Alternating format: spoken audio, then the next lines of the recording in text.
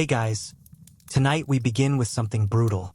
Something that breaks the human body and mind in ways most of us will never comprehend.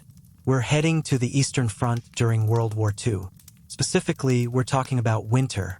The kind of winter that turned men into frozen statues mid-stride. The kind that made hell look warm by comparison.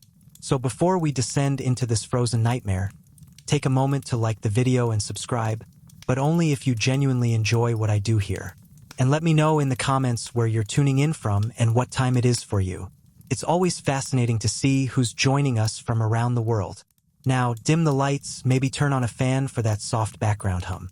And let's ease into tonight's journey together. Congratulations, you've just been assigned to Army Group Center. It's November 1941. The good news? You're part of the largest invasion force in human history. The bad news? You're about to experience temperatures that will drop to -40 degrees Celsius. And you're wearing a uniform designed for a pleasant autumn in France. Your boots? Thin leather already falling apart. Your coat? Not nearly thick enough. Your gloves? What gloves? Welcome to the Eastern Front, where nature itself becomes the most efficient killer of the war. Chapter 1. The Awakening. You wake up on November 15th, 1941, somewhere outside Moscow. Actually, saying you wake up is generous. You never really slept. You spent the last 6 hours shivering violently in a shallow trench that you share with 4 other soldiers, pressed together like sardines because body heat is the only heat you have. The ground beneath you is frozen solid. Not just cold, frozen, like concrete. Your entire left side is numb from lying on it. The first thing you notice, before you even open your eyes, is the cold. It's not the kind of cold you've ever experienced before. This isn't a chilly morning where you pull the blankets tighter. This is a cold that physically hurts. It starts at your extremities and works inward, like invisible knives stabbing every exposed inch of skin. Your toes have lost all feeling hours ago. You wiggle them desperately inside your boots, terrified that they might already be frozen solid. The temperature is currently -32 degrees Celsius, and the sun hasn't even risen yet. You open your eyes. The sky is that peculiar shade of gray that promises snow. Everything around you is already white. The landscape stretches endlessly in all directions. A flat expanse of snow broken only by the occasional burned-out farmhouse or shattered tree. There are no birds, no sounds of life whatsoever. Just wind. Constant, relentless, bone-chilling wind that cuts through your uniform like it's made of tissue paper. Your breath comes out in thick clouds of vapor that immediately freeze into tiny ice crystals in your beard. Yes, you have a beard now. Nobody shaves anymore. The water is frozen solid, and even if it wasn't, putting a metal razor to your face in this cold would probably take the skin right off. Your beard is crusted with ice from your own breath. So is the scarf wrapped around your face. When you move your jaw, the ice cracks and breaks, little pieces falling onto your chest. Welcome to morning on the Eastern Front. There's no coffee, no warm breakfast, and absolutely no hope that today will be better than yesterday. Let's be clear about something right from the start. You are not going to be comfortable again. Not warm, not dry, not clean, not well-fed, not rested, not safe. Those concepts no longer exist in your world. You have entered a realm where survival itself is a full-time job, and most people fail at it. Chapter 2. The cold itself. Let's talk about the cold, because you need to understand what -40 degrees Celsius actually means to the human body. You've been cold before. Maybe you've been skiing and gotten chilly. Maybe you've walked home in winter without a proper coat. This is nothing like that. This is cold that kills. At -40 degrees, exposed skin freezes in less than 10 minutes. Your fingers? 5 minutes, maybe less if there's wind. And there's always wind. The wind on the Eastern Front isn't a breeze. It's a physical force that knocks men over, that drives snow into every crevice of your uniform, that steals what little warmth your body manages to generate and hurls it into the void. Here's what happens to your body. Your extremities shut down first. Your body, in a desperate attempt to keep your core organs alive, cuts off blood flow to your hands and feet. They turn white, then gray, then blue, then black. Frostbite doesn't hurt at first. That's the really terrifying part. You don't feel your toes dying. You just notice one day that you can't wiggle them anymore, and when you finally get your boots off, 3 of them have turned the color of charcoal and will need to be amputated. If you're lucky enough to find a field hospital, if you survive long enough to get there, your body temperature drops. You start shivering violently. This is good. Shivering means your body is still fighting, still trying to generate heat through muscle movement.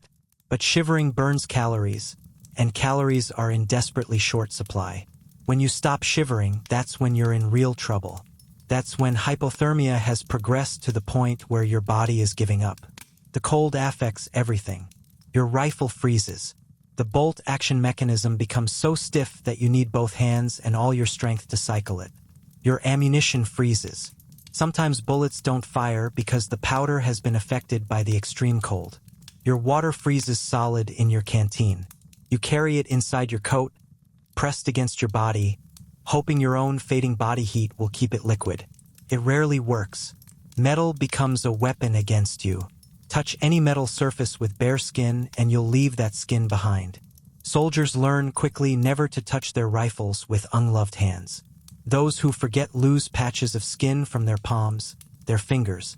The Germans are particularly unprepared for this. Their standard issue rifles have metal stocks, metal triggers, metal everything. The Russians, who have been dealing with this kind of winter for generations, know better. Their weapons have wooden furniture specifically because metal and -40 degrees are a lethal combination. You can't feel your face. Your nose is completely numb. Your cheeks have no sensation. When you blink, your eyelashes freeze together. You have to physically rub them to get your eyes open again. Tears freeze on your cheeks. Mucus from your nose turns to ice before it can drip. You learn to breathe through layers of cloth because inhaling -40-degree air directly into your lungs is agonizing. Feels like you're breathing shards of glass. And this is just November. This is just the beginning. By January, it will be -45. By February, there will be days when it drops to -50. The kind of cold that makes fuel gel in tank engines.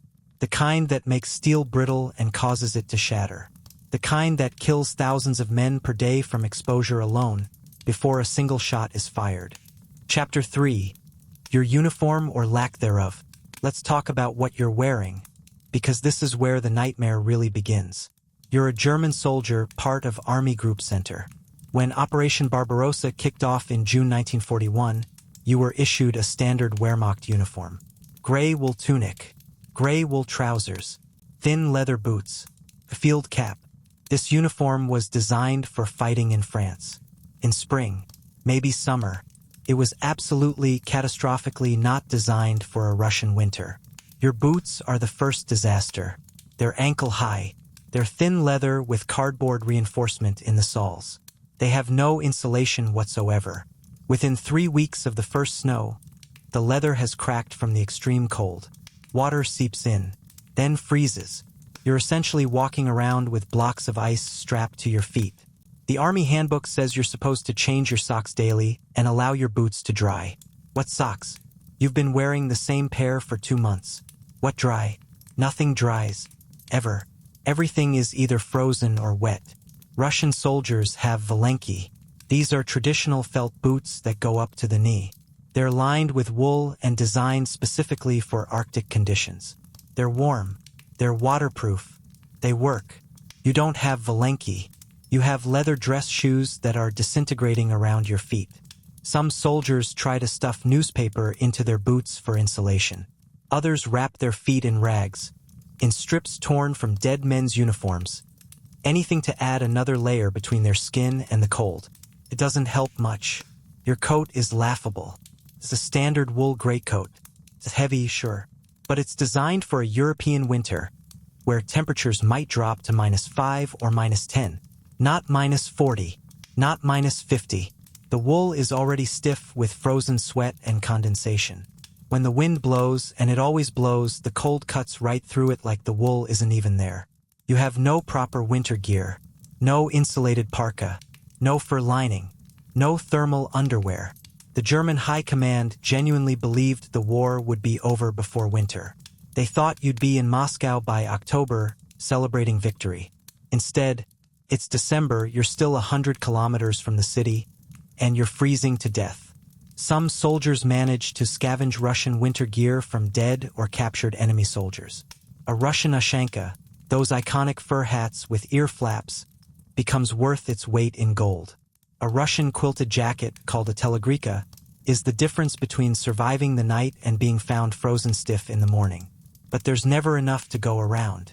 For every soldier with scavenged winter gear, there are 10 more still in their summer uniforms. Your hands are exposed. Standard issue Wehrmacht gloves are thin leather, designed for looks more than function. They're worse than useless. Soldiers wrap their hands in rags, in strips of blanket, anything to keep their fingers from freezing solid. But you need your hands to operate your weapon. You need trigger finger mobility, so you make impossible choices. Keep your hands covered and be unable to fire your rifle. Or expose them and watch your fingers turn black with frostbite. The layers you do have are all wrong. The army teaches you to stay dry in cold weather because wet clothes lose their insulating properties. Great advice. Impossible to follow. You sweat when you march. You sweat when you dig trenches. You sweat when you fight. That sweat has nowhere to go. It soaks into your underlayers, into your wool uniform where it freezes. You're wearing a coating of ice against your skin, and you can't do anything about it. There's no changing clothes. You've been wearing the same uniform for months. It's filthy. It's torn. It's frozen into a rigid shell that barely bends when you move. Taking it off is not an option. First, because you have no replacement. Second, because in the time it would take to change, you would freeze to death. Soldiers sleep in their uniforms, fight in their uniforms, live and die in their uniforms. The cloth becomes an extension of your body, stiff and frozen and reeking. Chapter 4. The food, if you can call it that. You haven't eaten a hot meal in 6 days. Let that sink in. 6 days without anything warm passing your lips in -40-degree weather, when your body is burning calories at an insane rate just trying to stay alive. Your daily ration, when it arrives at all, consists of a can of meat, some hard bread, and maybe a handful of frozen peas. The can is frozen solid. The label says it contains pork, but you have your doubts. You've heard stories about what really goes into these cans. You don't care anymore. Protein is protein. The problem is getting the can open. You can't use a can opener because metal tools freeze to your hands. You have to carefully warm the can against your body, which takes hours, or you smash it open with the butt of your rifle and hope you don't lose half the contents in the snow. When you finally get the can open, the contents are a solid block of frozen gray matter. You chip pieces off with your knife and stick them in your mouth, where they slowly melt into a lukewarm, gelatinous paste. Tastes like salt and regret. Sometimes there are actual chunks of meat. More often, it's fat and gristle and things you'd rather not identify. You eat it anyway. Every calorie counts. The bread is hard as a rock. Literally, you could use it as a weapon. Soldiers joke about it. Don't throw away your bread. You might need it to bash in a Russian skull. The humor is dark because it's true. The bread is baked weeks or even months ago, transported in unheated trucks, and distributed frozen solid. You can't bite into it. You have to break pieces off, which requires actual effort, and then hold them in your mouth until they soften enough to chew. The bread has the consistency and flavor of wood pulp. But it has calories, and calories mean staying alive a little longer. Sometimes you get hot food. Sometimes. Maybe once a week if you're lucky, if the supply lines haven't been cut, if the field kitchen can actually get close enough to the front to distribute food. Hot soup is the most beautiful thing in the world.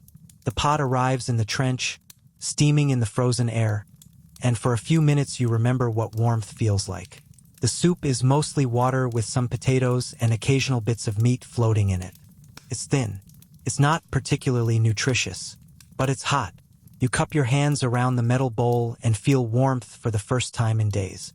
The steam rises into your face, thawing your frozen beard, melting the ice on your eyelashes. You drink it slowly, savoring every drop, feeling it burn its way down your throat and into your stomach.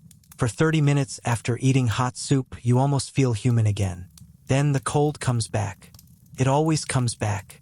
Your water is frozen. Your canteen is a solid block of ice. You've tried everything.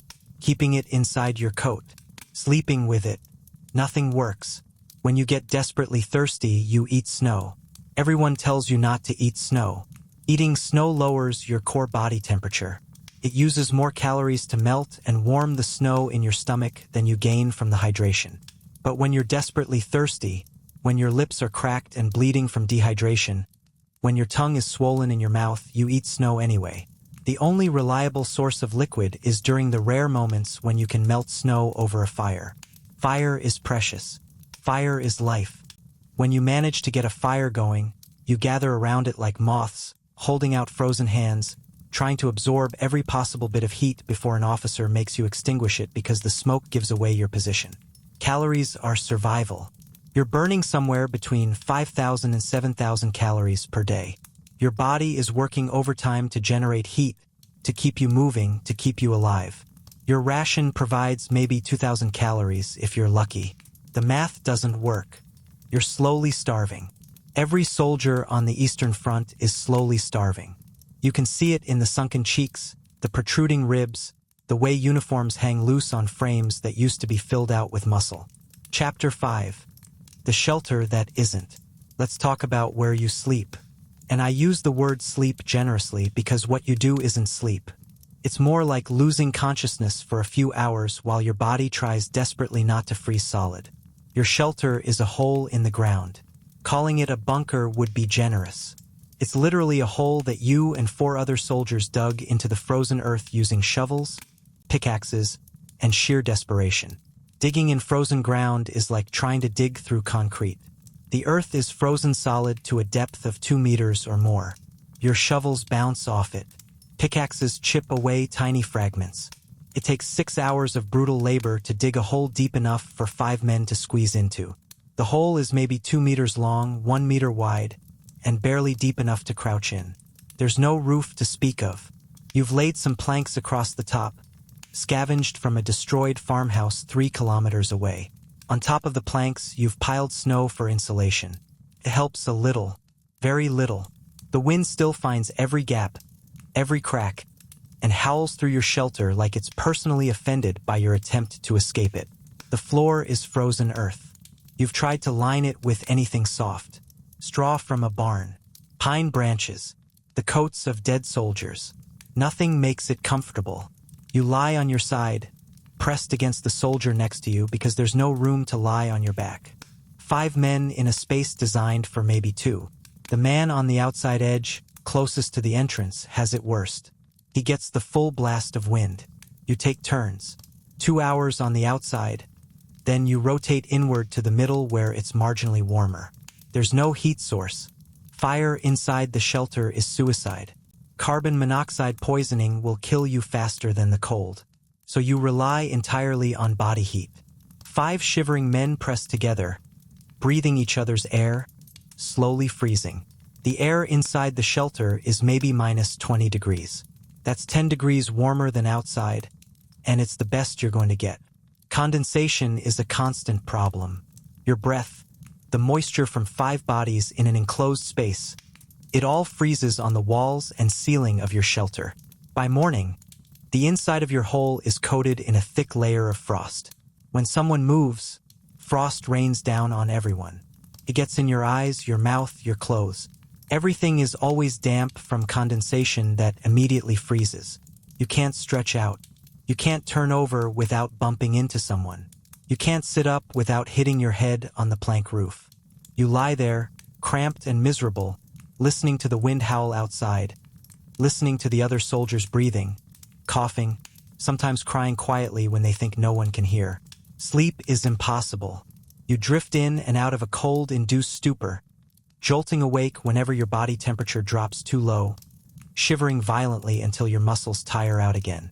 Some units have it better. The lucky ones occupy farmhouses, actual buildings with walls and roofs.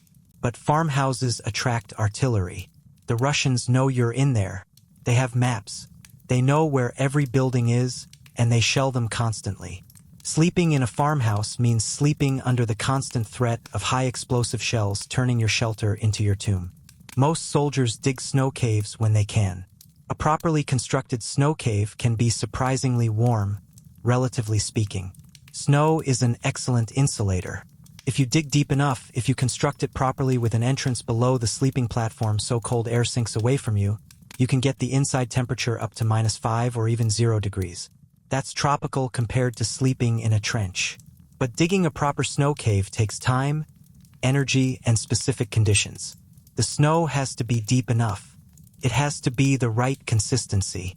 And you have to stay in one place long enough to make it worthwhile. On the Eastern Front, you're constantly moving, advancing, retreating, being pushed sideways. You rarely stay in one position long enough to build anything permanent. So you make do with holes. Shallow, inadequate holes that provide the bare minimum protection from wind and artillery. You crawl into your hole at night and hope you wake up in the morning.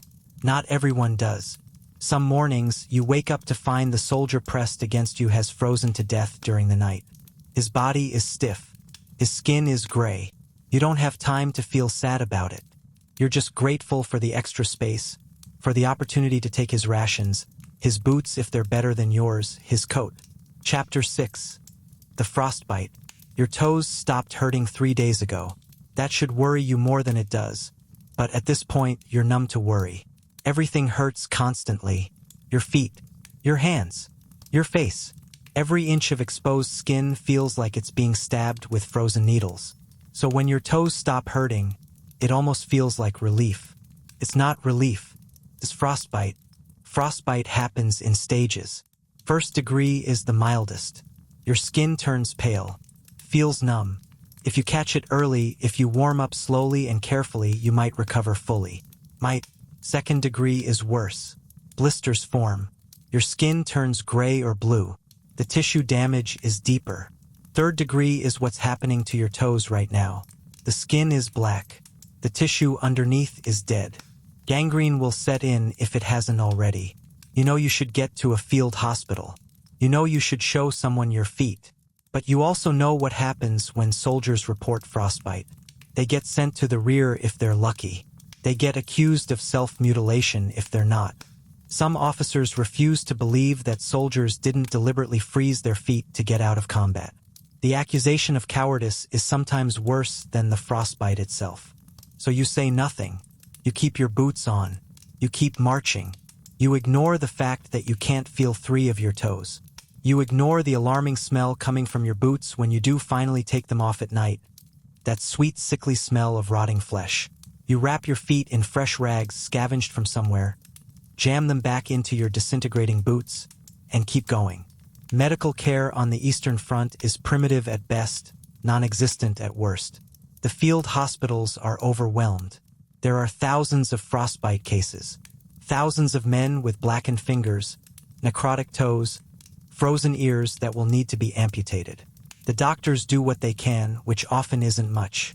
Treatment for severe frostbite is simple and brutal. They cut off the dead tissue. No anesthesia for most cases. There simply isn't enough to go around. You bite down on a leather strap while a surgeon takes a saw to your toes, your fingers, your nose if it's frozen badly enough. The sound is worse than the pain. The grinding of saw on bone. The wet crunch as frozen flesh separates. You pass out from the agony. You wake up missing pieces of yourself. Frostbite isn't the only cold weather injury. There's trench foot, though calling it trench foot is almost quaint compared to what actually happens. Your feet are constantly wet from sweat and melted snow. The circulation is cut off from tight boots and cold. The tissue breaks down. Your feet swell.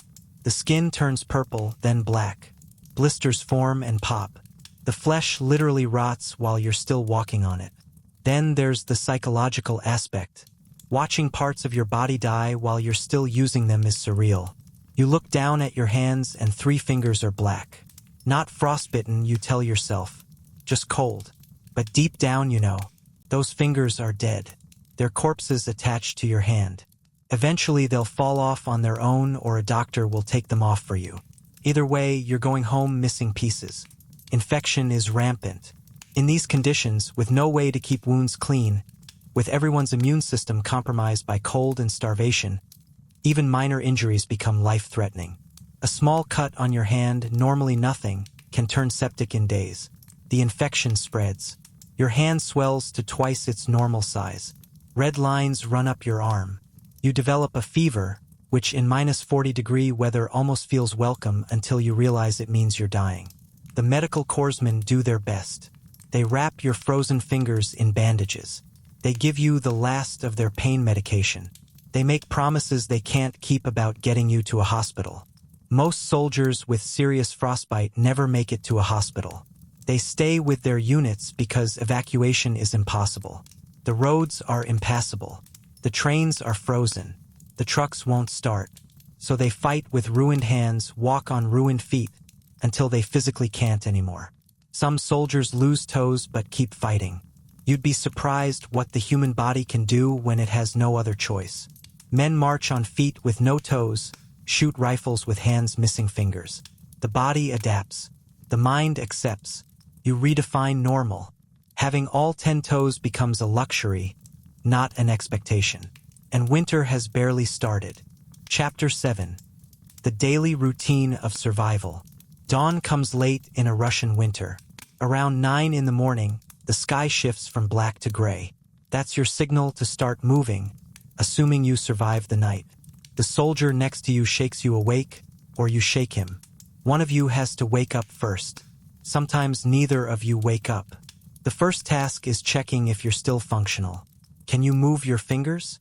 Flex them one by one. Left hand. Thumb works. Index finger stiff but mobile. Middle finger, ring finger, pinky. Now the right hand. Can you make a fist? Can you pull a trigger? Your feet are next. Wiggle your toes if you still can. Try to stand up. Your legs don't want to cooperate. Everything is stiff, frozen, reluctant. You force yourself upright. Every joint screams in protest. If you can stand, if you can walk, you're operational. Congratulations, you get to spend another day in hell. Breakfast, if it arrives, is the same frozen rations as yesterday. You choke down whatever you can. Then comes the work. Because even when you're not actively fighting, there's always work. Always something that needs to be done to stay alive. You need to clear snow. Constantly. Snow accumulates on everything. Your trench, your foxhole, your equipment. If you don't clear it, you'll be buried. Some mornings after heavy snowfall, you have to literally dig out your own position. The snow is waist deep. You shovel until your arms give out. Then you keep shoveling because if you stop, the snow wins. You need to maintain your weapon. Your rifle is the only thing standing between you and death. It needs constant attention in these conditions. The bolt freezes. The firing pin sticks. Moisture gets into the barrel and freezes solid. You have to disassemble the rifle, carefully warm each component against your body. Clean away any ice, oil the mechanism with what little oil you have left, reassemble everything, and hope it works when you need it. Every soldier develops a relationship with his rifle. You sleep with it. You keep it inside your coat to prevent it from freezing. You name it. You talk to it. It becomes your most trusted companion because every other companion might die tonight, but the rifle will still be there tomorrow. You check your ammunition. Cartridges that have been exposed to extreme cold sometimes don't fire. The powder inside can be affected by moisture that freezes. You test each one, feeling the weight, looking for signs of corrosion or frost damage. You load your weapon with the rounds you trust most. The rest you keep as backups, hoping you won't need them. Water is an ongoing crisis. You need water to survive. But water doesn't exist in liquid form anymore. Everything is ice. So you spend precious time and energy melting snow. When a fire is permitted, you crowd around it with canteen cups full of snow, waiting for it to melt. You drink it lukewarm before it has a chance to freeze again. You drink until your stomach hurts because you don't know when you'll get another chance. If you're lucky, there's work detail, carrying supplies, digging trenches, fortifying positions. This sounds miserable, and it is, but it has one massive advantage. Physical labor generates body heat. When you're carrying ammunition boxes, when you're swinging a pickaxe, when you're hauling logs, your muscles produce warmth. For a brief window, maybe an hour or two, you're almost comfortable. Your fingers thaw enough to bend properly. Your toes remember what feeling is like. You sweat, which will freeze later and make you colder, but in the moment you're warm. The rest of the day is waiting. Waiting for orders. Waiting for the enemy. Waiting for food that might not come. Waiting in the cold is its own special torture. You can't move around much because movement attracts attention and artillery. So you sit in your hole and try not to freeze. You shift position every few minutes trying to keep blood flowing. You flex your fingers and toes obsessively. You breathe on your hands. You do little exercises, clenching and unclenching muscles, anything to generate the tiniest bit of warmth. Conversation helps. Talking to the other soldiers keeps your mind occupied, keeps you focused on something other than the cold. You talk about home, about what you'll do after the war, about food you miss, hot food, bread fresh from the oven, roasted meat, coffee. Real coffee, not the grain-based substitute you sometimes get. You describe meals in excruciating detail, torturing yourselves with memories of warmth and plenty. Some soldiers write letters home.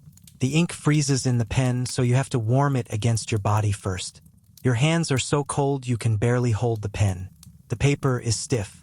Your handwriting looks like a child's because your fingers won't cooperate. You write carefully, censoring yourself, not mentioning how bad it really is because you don't want your family to worry. You write about the weather like it's an inconvenience rather than a constant threat to your life. You write that you're staying warm and eating well. You lie because the truth would destroy them. Nightfall comes early. Around 4 in the afternoon, the sky darkens. Temperature drops even further. You crawl back into your hole and begin the whole miserable process again. Another night of not quite sleeping. Another night of shivering. Another night of wondering if you'll wake up. And tomorrow it all repeats. Chapter 8. The equipment that fails you. Let's talk about your rifle. It's a Karabiner 98K, the standard German infantry rifle. In normal conditions, it's an excellent weapon. Accurate, reliable, well-engineered. In -40-degree weather, it's a frozen piece of garbage that will get you killed. The bolt freezes. The K98K has a straight pull bolt action that needs to move smoothly to cycle rounds. When the metal gets cold enough, when ice forms in the mechanism, the bolt becomes impossible to operate. You need both hands and all your strength to pull it back. In the middle of combat, when you need to fire quickly, when a Russian soldier is charging at you across the snow, your rifle becomes a very expensive club. German weapon oil is the wrong viscosity for extreme cold. Thickens, becomes almost solid, gums up the works. Russian weapon oil is specially formulated for Arctic conditions. It stays fluid at -50 degrees. You don't have Russian weapon oil. You have standard Wehrmacht issue lubricant that was designed for use in France, and it's betraying you. Some soldiers stop using oil altogether. They run their weapons dry, accepting that metal on metal wear will eventually destroy the rifle, betting that they'll be dead before that happens anyway. It's not a bad bet. Others try to improvise. Kerosene works better in the cold. So does lighter fluid. Anything that stays liquid at extreme temperatures. You scavenge what you can. The magazine freezes. Snow gets into the magazine well, melts from your body heat, then refreezes into solid ice. Now your rounds won't feed properly. The spring inside the magazine loses tension in the cold. Rounds jam. You clear the jam with frozen fingers, losing precious seconds, and hope the next round chambers properly. Your ammunition is unreliable. Maybe 1 in 10 rounds fails to fire. The primer is affected by cold and moisture. You pull the trigger, hear a click instead of a bang, and your heart stops because that click means you're defenseless for the next few seconds while you cycle the bolt and try again. If you survive those few seconds, machine guns are even worse. The MG-34 and MG-42, Germany's fearsome machine guns, are designed for sustained fire. They have complex mechanisms, lots of moving parts, tight tolerances. In extreme cold, they become nightmares. They jam constantly. The belts freeze together. The barrels crack from thermal stress when you try to fire a cold weapon. Crews spend hours maintaining them, and they still fail when you need them most. Grenades don't work properly either. The fuses are affected by cold. Sometimes grenades don't explode. You throw one, it lands in the enemy position, and nothing happens. It just sits there, a useless lump of metal. Other times the fuse is shortened by the cold and the grenade explodes prematurely, in your hand or at your feet. Your boots we've covered. They're falling apart. But let's talk about what happens when you need to march. Each step is agony. The frozen leather has no flex. It's like wearing wooden blocks strapped to your feet. Blisters form and freeze. The skin breaks open. Your socks, such as they are, freeze to the raw flesh. When you finally take your boots off at night, the socks have to be torn away, taking skin with them. Your entrenching tool, the small shovel you're supposed to use for digging, is nearly useless. The ground is frozen solid. You chip away at it, making tiny progress, your arms screaming from the effort. Sometimes you give up and just pile snow for cover instead. Snow is a terrible material for fortifications. Artillery blasts it away, collapses, but at least you can move it. Binoculars freeze. The lenses fog from your breath. Then the fog freezes into a layer of ice. You can't see through them. Compasses freeze. The liquid inside turns solid and the needle won't move. Maps become brittle from the cold and tear when you try to unfold them. Every piece of equipment you were issued, every tool that was supposed to help you fight effectively, becomes a liability. Your watch stops working. The mechanism freezes. Time loses meaning anyway. Day and night are measured by light and dark, not by hours and minutes. When someone asks what time it is, the answer is usually cold o'clock or miserable 30. Communication equipment fails. Radio batteries die in the cold. Even if the radio works, the operator's fingers are too frozen to manipulate the controls properly. Field telephones freeze. The wires become brittle and snap. Messages are passed by runner. Poor souls who have to physically carry orders from one position to another through the snow and the cold and the constant threat of enemy fire. Vehicles are a disaster. Tanks won't start. The diesel fuel gels in the cold. Engine blocks crack from freezing. Even when you manage to get a tank running, it becomes stuck in snow or mud. The tracks freeze to the ground overnight. You have to light fires under the tank to thaw it free. Fires that attract enemy attention and artillery. Trucks break down constantly. Tires explode from the extreme cold. Batteries die. Radiators freeze and crack. The German army is supposed to be mechanized, mobile, able to move quickly. Instead, it's bogged down by equipment that simply can't function in these conditions. The Russians, meanwhile, have equipment designed for this. Their T-34 tanks start reliably in minus 40 degrees. Their trucks have been winterized. Their weapons are simple, robust, built with loose tolerances that accommodate ice and snow. They're fighting on their home ground with appropriate tools. You're fighting with summer equipment in an Arctic wasteland. You improvise constantly. You wrap your rifle in cloth to insulate it slightly. You keep ammunition in your pockets against your body, hoping your body heat will keep it functional. You modify everything, trying to make it work in conditions it was never designed for. Nothing helps enough. Chapter 9. The mud season before the freeze. Before the frozen hell of winter, there's a special preview of suffering. The Russians call it Rasputitsa, the season of mud. It happens twice a year, in spring and autumn, when the snow melts or the rain falls and the entire landscape transforms into an ocean of liquid earth. You arrived in Russia during the autumn Rasputitsa. November 1941. The first snows had come and melted. The ground, which had been hard-packed dirt just weeks before, became something else entirely. Mud. Not just mud. This is mud that swallows vehicles, that sucks the boots right off your feet, that transforms every step into a battle against suction. The mud is knee-deep in places, waist-deep in others. It's not like European mud. This is Russian mud, legendary in its capacity to stop armies dead. Napoleon experienced it. Now you're experiencing it. And it's exactly as awful as the history books claimed. Walking becomes a full-body workout. Each step requires you to pull your leg free from the mud's grip. Sometimes you can't. Sometimes the mud wins and you lose your boot. The boot stays behind, vertical in the muck, while your foot comes out wet and cold. You have to reach back down into the freezing mud and fish around for your boot. Your hand disappears into the cold slime. You grab the boot, pull it free with a sucking sound, and try to force your foot back into it. The mud gets everywhere. Inside your boots, inside your uniform, in your hair, in your mouth when you fall face first into it, which happens constantly. It's cold and wet and it smells like decay. The odor is distinctive. Dead vegetation, animal waste, possibly actual corpses buried in the muck. You breathe it. You taste it. It coats your skin in a layer that never fully washes off. Vehicles are helpless. Trucks sink to their axles and stay there. You try to push them out. 15 men pushing, their feet slipping in the mud, getting nowhere. You try to pull them with other trucks. The tow truck gets stuck too. Now you have 2 trucks buried in mud. Tanks fare slightly better because of their tracks, but even tanks get bogged down. A panzer that could crush buildings gets stopped cold by mud. Supply lines collapse. Food can't get through. Ammunition can't get through. Medical supplies sit in trucks that are stuck 20 kilometers back. You go days without rations because the supply convoy is literally trapped in a field somewhere.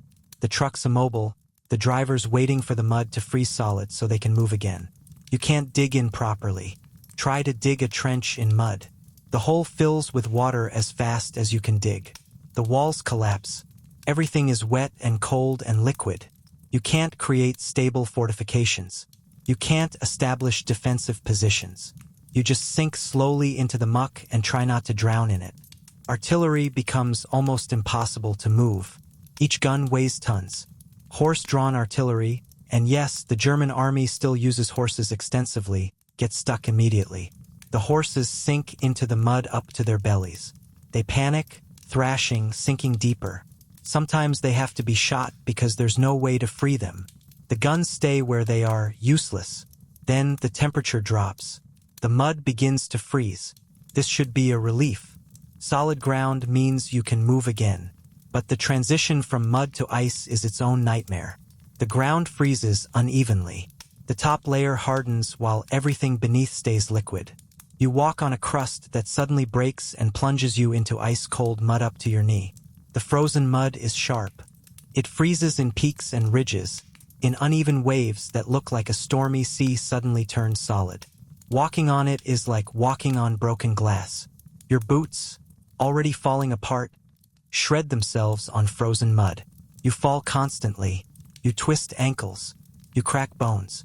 Men break legs stepping in holes that are hidden under fresh snow. The mud freezes around vehicles, entombing them. A truck that was stuck in mud is now stuck in solid ice. You need pickaxes and shovels and hours of work to free it. Usually you just abandon it. The Eastern Front is littered with frozen vehicles, entire columns of trucks and tanks and artillery pieces locked in ice, monuments to the Rasputitsa. Water doesn't drain. It freezes in place. Low spots become ice rinks. Trenches become skating rinks.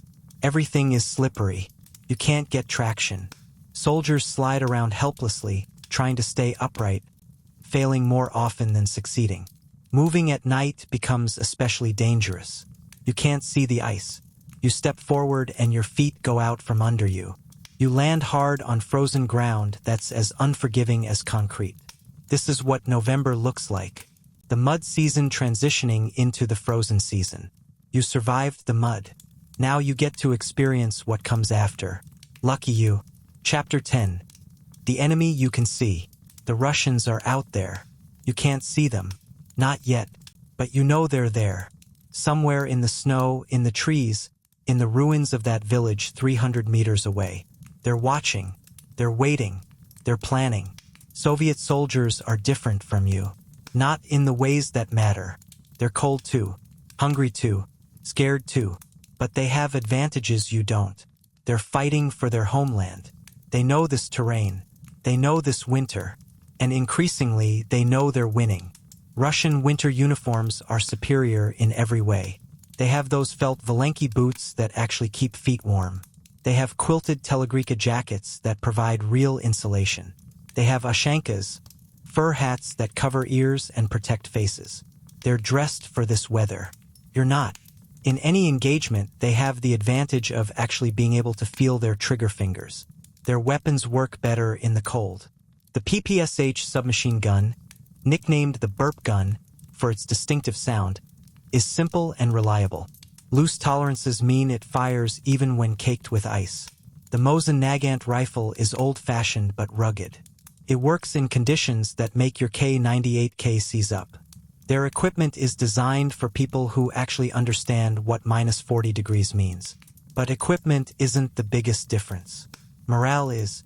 You were told this would be over in weeks, that you'd be in Moscow by autumn, that the Slavic peoples were subhuman and would collapse at the first sign of German military might. Every part of that has been proven wrong. You're not in Moscow. You're stuck outside it, freezing, while Soviet reinforcements pour in from the east. The Russians are motivated in ways you can't match. They're defending their home, their families, their very existence. German policy in occupied territories has been brutal, to put it mildly. Villages burned, civilians shot, scorched earth. The Russians know what happens if they lose, so they don't lose. They fight with the desperation of people who have no choice. Soviet tactics are adapted to winter warfare. They attack at night, moving silently through the snow in white camouflage. You're wearing field gray that stands out against the snow like a target. They're invisible until they're on top of you. The first sign of attack is often a submachine gun opening up from 10 meters away. By then it's too late.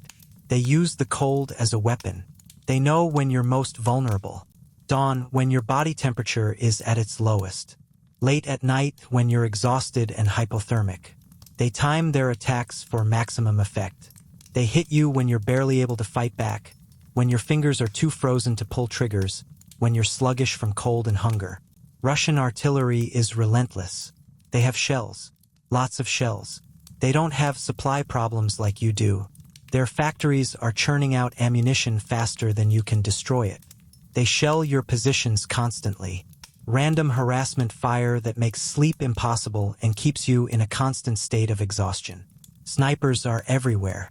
The Soviets are masters of camouflage and patience. A sniper will lie in the snow for hours, motionless, waiting for you to make a mistake. You stick your head up too high. You light a cigarette. You move during daylight. Bang. Someone's dead. You never even saw the shooter. The night belongs to them. Soviet soldiers are trained for night operations. They raid German positions in the darkness, appearing suddenly with knives and grenades, killing everyone in a trench before disappearing back into the night. You set guards, but guards freeze like everyone else. Their alertness drops. They stare into the dark and see nothing while Russians creep closer. Psychological warfare is constant. The Soviets use loudspeakers to broadcast propaganda. Recordings of German songs, children crying, messages telling you to surrender, that you're losing, that your country has abandoned you, that you'll all freeze to death out here for nothing. It gets in your head. You know it's propaganda, but part of you wonders if it's true. Civilians complicate everything. Are they really civilians? Or are they partisans waiting to ambush you? Old women who offer bread might be scouting your positions. Children might be reporting your strength to Soviet commanders. You can't trust anyone. Everyone is potentially an enemy. This makes you paranoid. Trigger happy. Mistakes happen. Russian close quarters combat is vicious. They're good with knives. Good in hand to hand. When positions are overrun, when fighting spills into trenches, they're brutal and efficient. They've been fighting for survival for months. They're hard. You might have been hard once back in France or Poland, but now you're frozen and starved and exhausted. In a knife fight, they win. You respect them even as you fear them.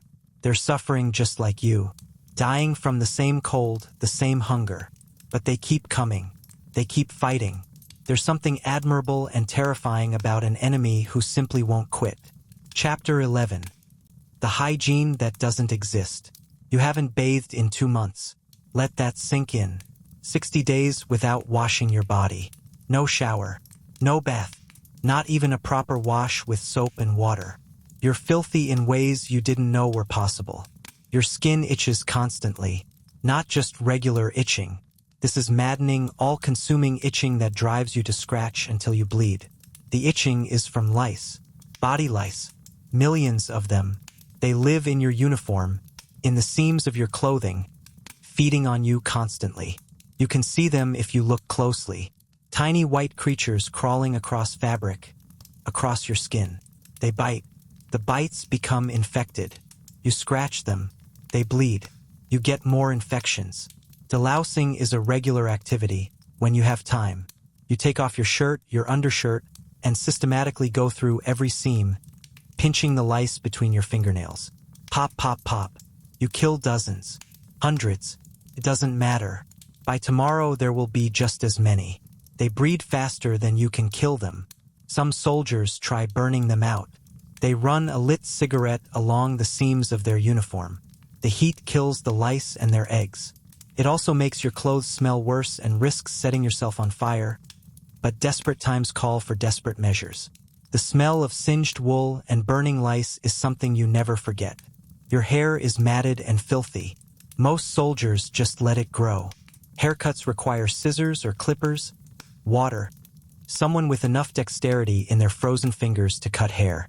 None of these things are available, so your hair grows wild, tangles, and mats. It becomes a home for more lice. Some soldiers just shave their heads entirely when they get the chance. Bald is cleaner. Your teeth are rotting. There's no toothbrush, no toothpaste. You haven't cleaned your teeth in months. They're turning brown. Your gums bleed. Some teeth are loose. You'll probably lose a few before this is over.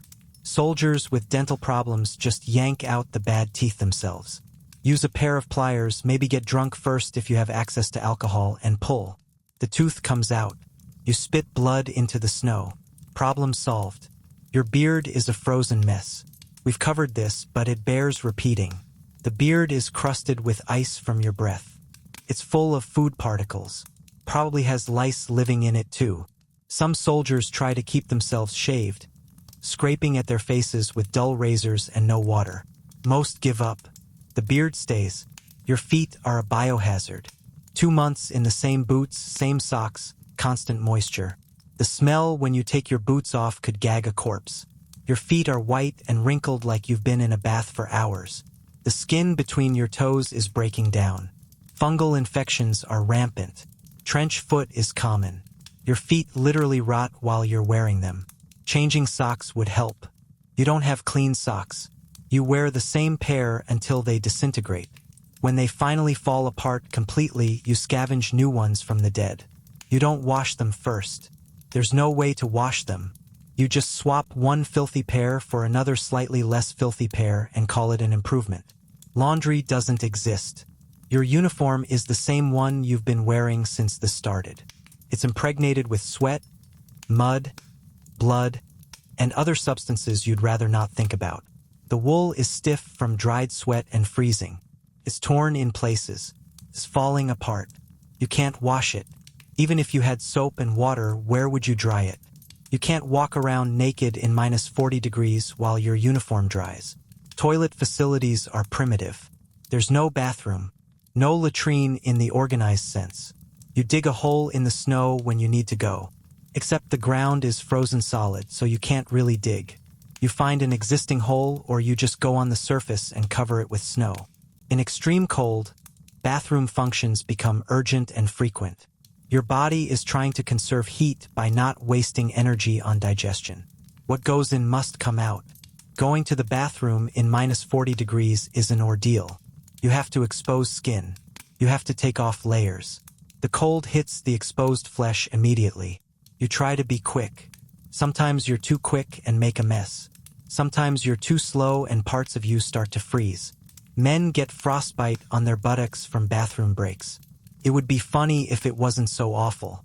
Urinating is easier but still complicated. You can't just unzip and go. Everything is layered. Everything is frozen. By the time you've navigated the layers, you're desperate. And then there's the risk of getting urine on your clothes, which will freeze immediately and make you even colder. Some soldiers use cans or bottles to avoid the whole exposed skin situation. Then they have to dispose of frozen urine. Nothing is simple. Personal hygiene has been reduced to the absolute minimum required to stay functional. You wipe your face with snow occasionally. It's cold and unpleasant, but it removes some of the grime. You try to keep your hands relatively clean because they touch your food. That's about it. Everything else can wait until you're out of this frozen hell. If you're out of this frozen hell. Chapter 12. The night that never ends. It's 3 in the morning. You've been lying in your frozen hole for 6 hours. You haven't slept. Not really. You've drifted in and out of consciousness, jolting awake every time your body temperature drops too low, every time the shivering gets too violent, every time you think you hear movement outside. The darkness in a Russian winter is absolute. There's no moon tonight. Cloud cover blocks any starlight. You can't see your hand in front of your face. The darkness is almost physical. Presses against you. It amplifies every sound, every creak of ice, every whisper of wind, every distant explosion. Your mind plays tricks in the dark. You hear things that aren't there. Footsteps in the snow. Voices speaking Russian. The click of a rifle bolt being drawn back. You strain your ears, trying to separate real sounds from imagined ones. Everything sounds threatening. Your heart races. Adrenaline keeps you awake when exhaustion should have claimed you hours ago. The soldier next to you is crying, quietly trying to hide it, but you can hear him. Soft sobs, sniffling. He's 19 years old. He wants his mother. He wants to go home. You don't say anything. What could you say? You want the same things. You're all children playing at being soldiers, and the game has turned deadly serious. Someone further down the line is coughing. Deep, wet coughs that sound like his lungs are trying to escape his body.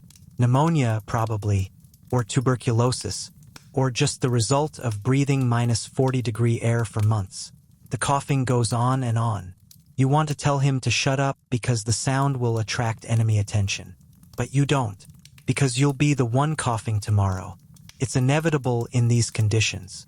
You check your watch out of habit, forgetting it stopped working. Time has lost meaning anyway. Night lasts forever. The hours crawl past. You count seconds in your head to stay alert. 1 1,000. 2 1,000.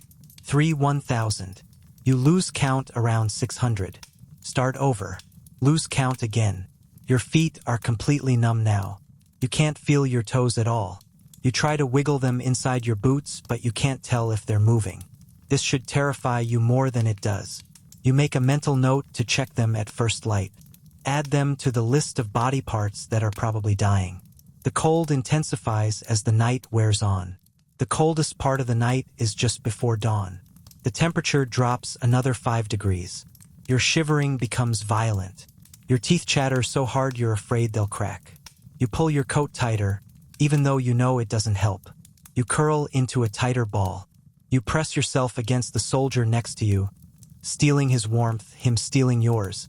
Together you're slightly less cold than you would be alone. Artillery starts up around 4 in the morning. Distant booms. The horizon flashes orange. Shells are landing somewhere else. Someone else is having a worse night than you. You listen to the bombardment and feel guilty relief that it's not your position being hit. Then you feel guilty about the relief. Then you stop feeling anything because you're too cold to process complex emotions. A flare goes up. Suddenly the night is bright as day. Everything is illuminated in harsh white light. Shadows are stark and deep. Everyone freezes, trying not to move. Movement attracts attention. The flare drifts slowly on its parachute, burning, throwing surreal shadows across the snow. You can see the landscape clearly for the first time in hours. It's beautiful in a terrible way. Snow-covered fields stretching to infinity. Trees standing like skeletal sentinels. Frozen corpses half buried in drifts. The flare dies. Darkness returns. Somehow darker than before because your eyes were adjusted to the light. You're blind for crucial seconds. Your night vision is gone. If the Russians attack now, in this moment of blindness, you're finished. But nothing happens. The night is quiet again except for the wind and the coughing and the crying. You try to stay alert. You know you need to stay alert. Lives depend on it. But your body is shutting down. Hypothermia does this. As your core temperature drops, your brain stops working properly. Your thinking slows. Your reaction time increases. You start to feel drowsy. This is dangerous. This is how people freeze to death. They just fall asleep and never wake up. You force yourself to move. Flex your fingers. Stamp your feet. Slap your arms against your sides. Anything to generate heat and stay awake. The other soldiers are doing the same. The whole is full of small movements. Everyone fighting the same battle against sleep and cold. Someone starts talking, mumbling really. Delirium from hypothermia. He's speaking to people who aren't there. To his wife maybe. To his children. His words are slurred and nonsensical. You shake him. Try to bring him back. He needs to stay conscious. Once you lose consciousness in this cold, you might not regain it. The hours drag on. 5 in the morning. 6. Still dark. Still cold. Still waiting for dawn. You've never wanted to see the sun more in your life. Even though the sun won't make you warm, won't make this better, it will at least mean you survived another night. 7 o'clock. The eastern horizon begins to lighten. The sky shifts from black to dark gray. Dawn is coming. You made it. Another night survived. You're still alive. Your toes might be dead. Your fingers might be frostbitten. But you're alive. The soldier who was crying has stopped. Either he cried himself out or he froze to death. You'll check in a minute. First you need to confirm that you yourself are still functional. Can you move? Can you stand? Can you fight if you need to? Day breaks. The horror continues. Chapter 13. The water problem. Water is life. You know this intellectually. The human body is 60% water. You need it to function, to digest food, to regulate temperature, to literally stay alive. And in the middle of winter on the Eastern Front, surrounded by frozen water in every direction, you're dying of thirst. Everything is ice. The rivers are frozen solid. Streams are frozen. Ponds are frozen. The snow itself is frozen water, but eating it is dangerous. We've covered this. Eating snow lowers your core temperature. It uses more energy to melt the snow in your stomach than you gain from the hydration. But when you're desperate, when your mouth is so dry your tongue is swollen, when you haven't had anything to drink in 24 hours, you eat snow anyway. Your canteen is useless. It's a block of ice shaped like a canteen. You've tried everything. Keeping it inside your coat. Sleeping with it. Wrapping it in cloth. Nothing works. Water freezes. Physics doesn't care about your survival. The only reliable way to get liquid water is to melt snow over a fire. But fires are rare. Fires require fuel, which is scarce. Fires create smoke, which attracts artillery. Fires are only permitted when absolutely necessary, and often not even then. So opportunities to melt snow are limited. When you do get the chance, you crowd around the fire with your canteen cup full of snow. The snow melts slowly, agonizingly slowly. You watch it, willing it to melt faster. First it compacts as the ice crystals begin to break down. Then slowly, drop by drop, liquid water accumulates at the bottom of your cup. You wait until there's enough to drink, maybe a quarter cup, and you drink it immediately before it has a chance to freeze again. The water is barely above freezing. It's not refreshing. It's not satisfying. It's cold liquid that you force down your throat because you need it. You drink until your stomach hurts. You fill your canteen and stick it back inside your coat, hoping your body heat will keep it liquid for a few hours. It won't, but hope is cheap. Dehydration is constant. You can see it in everyone. Dry, cracked lips, sunken eyes, dark urine when you urinate, and you urinate less frequently because your body is hoarding every drop of moisture. Dehydration makes the cold worse. It impairs circulation. It reduces your body's ability to regulate temperature. It makes you more susceptible to frostbite. The irony isn't lost on you. You're surrounded by water. Tons of it. More water than you could drink in a lifetime. All of it frozen solid and completely inaccessible. It's like dying of thirst in the middle of an ocean. The water is there. You just can't use it. Some soldiers resort to desperate measures. They try to thaw ice in their mouths. They take a chunk of ice and hold it against their tongue, letting body heat slowly melt it. It works, sort of. You get a few drops of water, but it also makes your mouth painfully cold. Your tongue can freeze to the ice if you're not careful. Soldiers have literally lost pieces of their tongue this way. Others try to collect body heat condensation. When you breathe out in -40-degree weather, your breath contains moisture that immediately freezes. Some enterprising soldiers rig up fabric to catch this condensation, hoping to collect enough frozen moisture to melt later. It doesn't work well. The amount of water you can collect this way is negligible. But when you're desperate, you try everything. The Germans have a slight advantage in some areas. Where they control villages or towns, they can sometimes access wells. Wells go deep enough that the water below the frost line might still be liquid. You lower a bucket, haul it up, and if you're lucky, there's water at the bottom. If you're unlucky, the well is frozen solid all the way down. Water discipline becomes crucial. Every drop is precious. You don't waste water. You don't spill it. When you drink from your canteen, you're careful to get every last drop out. You don't pour water on anything. You don't use it for washing unless absolutely necessary. Water is for drinking and drinking only. Your body is constantly telling you you're thirsty. Constant, nagging thirst that never goes away. Your mouth is always dry. Your throat always hurts. You think about water the way a starving man thinks about food. You fantasize about it. Remember what it was like to turn on a tap and have clean water pour out. Remember drinking your fill without having to ration every sip. Those memories seem like a different life, like they happened to someone else. Thirst affects your mental state. You become irritable, aggressive, unable to concentrate. Your physical performance drops. You're weaker, slower, more prone to mistakes. Dehydration is a constant drain on your already depleted resources. Some nights you dream about water. Clear, cold, fresh water in a glass. You dream about drinking it. The sensation is so real you can feel it going down your throat. Then you wake up and you're still thirsty. The dream made it worse.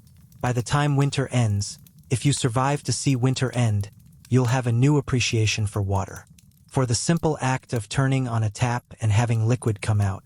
For being able to drink whenever you want. For not having to ration every sip like it's liquid gold. But winter hasn't ended, and you're still thirsty.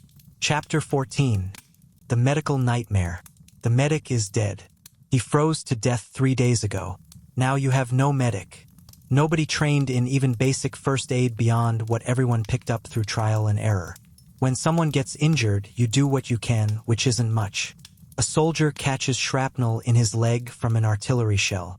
Fragment of steel buried in his thigh. It's not life-threatening. Probably. If it was warmer, if you had proper medical facilities, it would be a straightforward injury. Clean the wound. Remove the shrapnel. Stitch him up. Give him antibiotics. He'd be fine. You don't have any of those things. You have dirty hands. Frozen instruments. No antibiotics. No painkillers. The soldier is screaming. You try to calm him down. You don't want his screaming to attract attention. You tell him it's going to be okay. You're lying. You both know you're lying. You heat your knife over a small fire. Sterilization. Sort of. The knife is black with carbon from previous uses. You wipe it on your filthy uniform. That's as clean as it's getting. The soldier bites down on a stick. You dig into his leg, feeling for the shrapnel. He screams around the stick. Blood wells up, steaming in the cold air.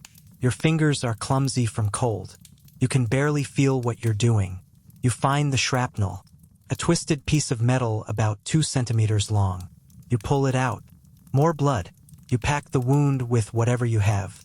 A torn piece of uniform, a dirty bandage salvaged from somewhere. You wrap his leg tight and hope for the best. Hope the wound doesn't get infected. Hope he doesn't develop gangrene. Hope he can still walk. He develops a fever by that night. Infection has set in. His leg swells. Red lines radiate from the wound.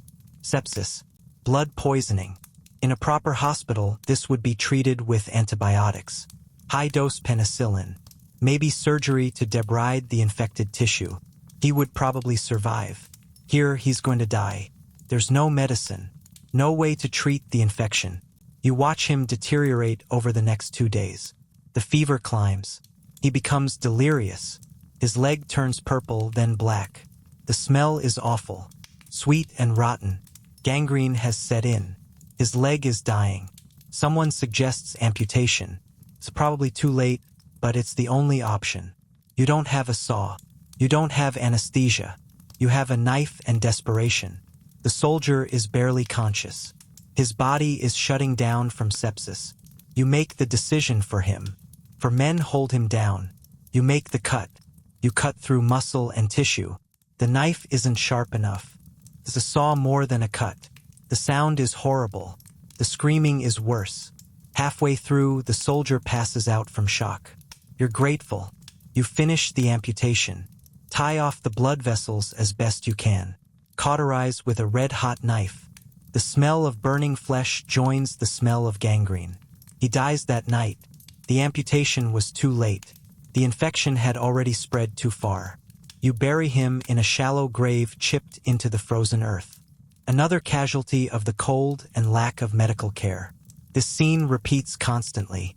Soldiers die from injuries that would be survivable with proper medical treatment. A broken bone becomes life-threatening when you can't set it properly, when infection sets in. A bullet wound that missed vital organs kills anyway because of blood loss and shock and cold. Simple illnesses become fatal because there's no medicine. Frostbite cases overwhelm what little medical capacity exists. Thousands of men with blackened fingers and toes. The field hospitals can't handle the volume. Amputations are performed assembly line style. Soldiers line up. A doctor saws off dead tissue. Move to the next patient. No time for careful work. No time for rehabilitation.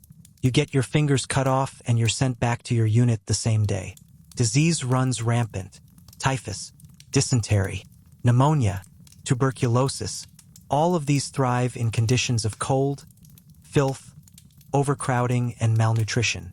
You watch soldiers waste away from typhus fever, their bodies covered in rash, delirious from fever, dying slowly while you can do nothing but make them comfortable, which in these conditions means keeping them slightly warmer than they would be otherwise. Lice spread typhus. Remember those millions of lice living in your uniform? Some of them carry typhus. When they bite you, there's a chance they'll transmit the disease. There's no way to completely eliminate the lice, so typhus spreads. Unit after unit falling sick. Mortality rate is high. Maybe 25% of infected soldiers die. The rest are weakened for months.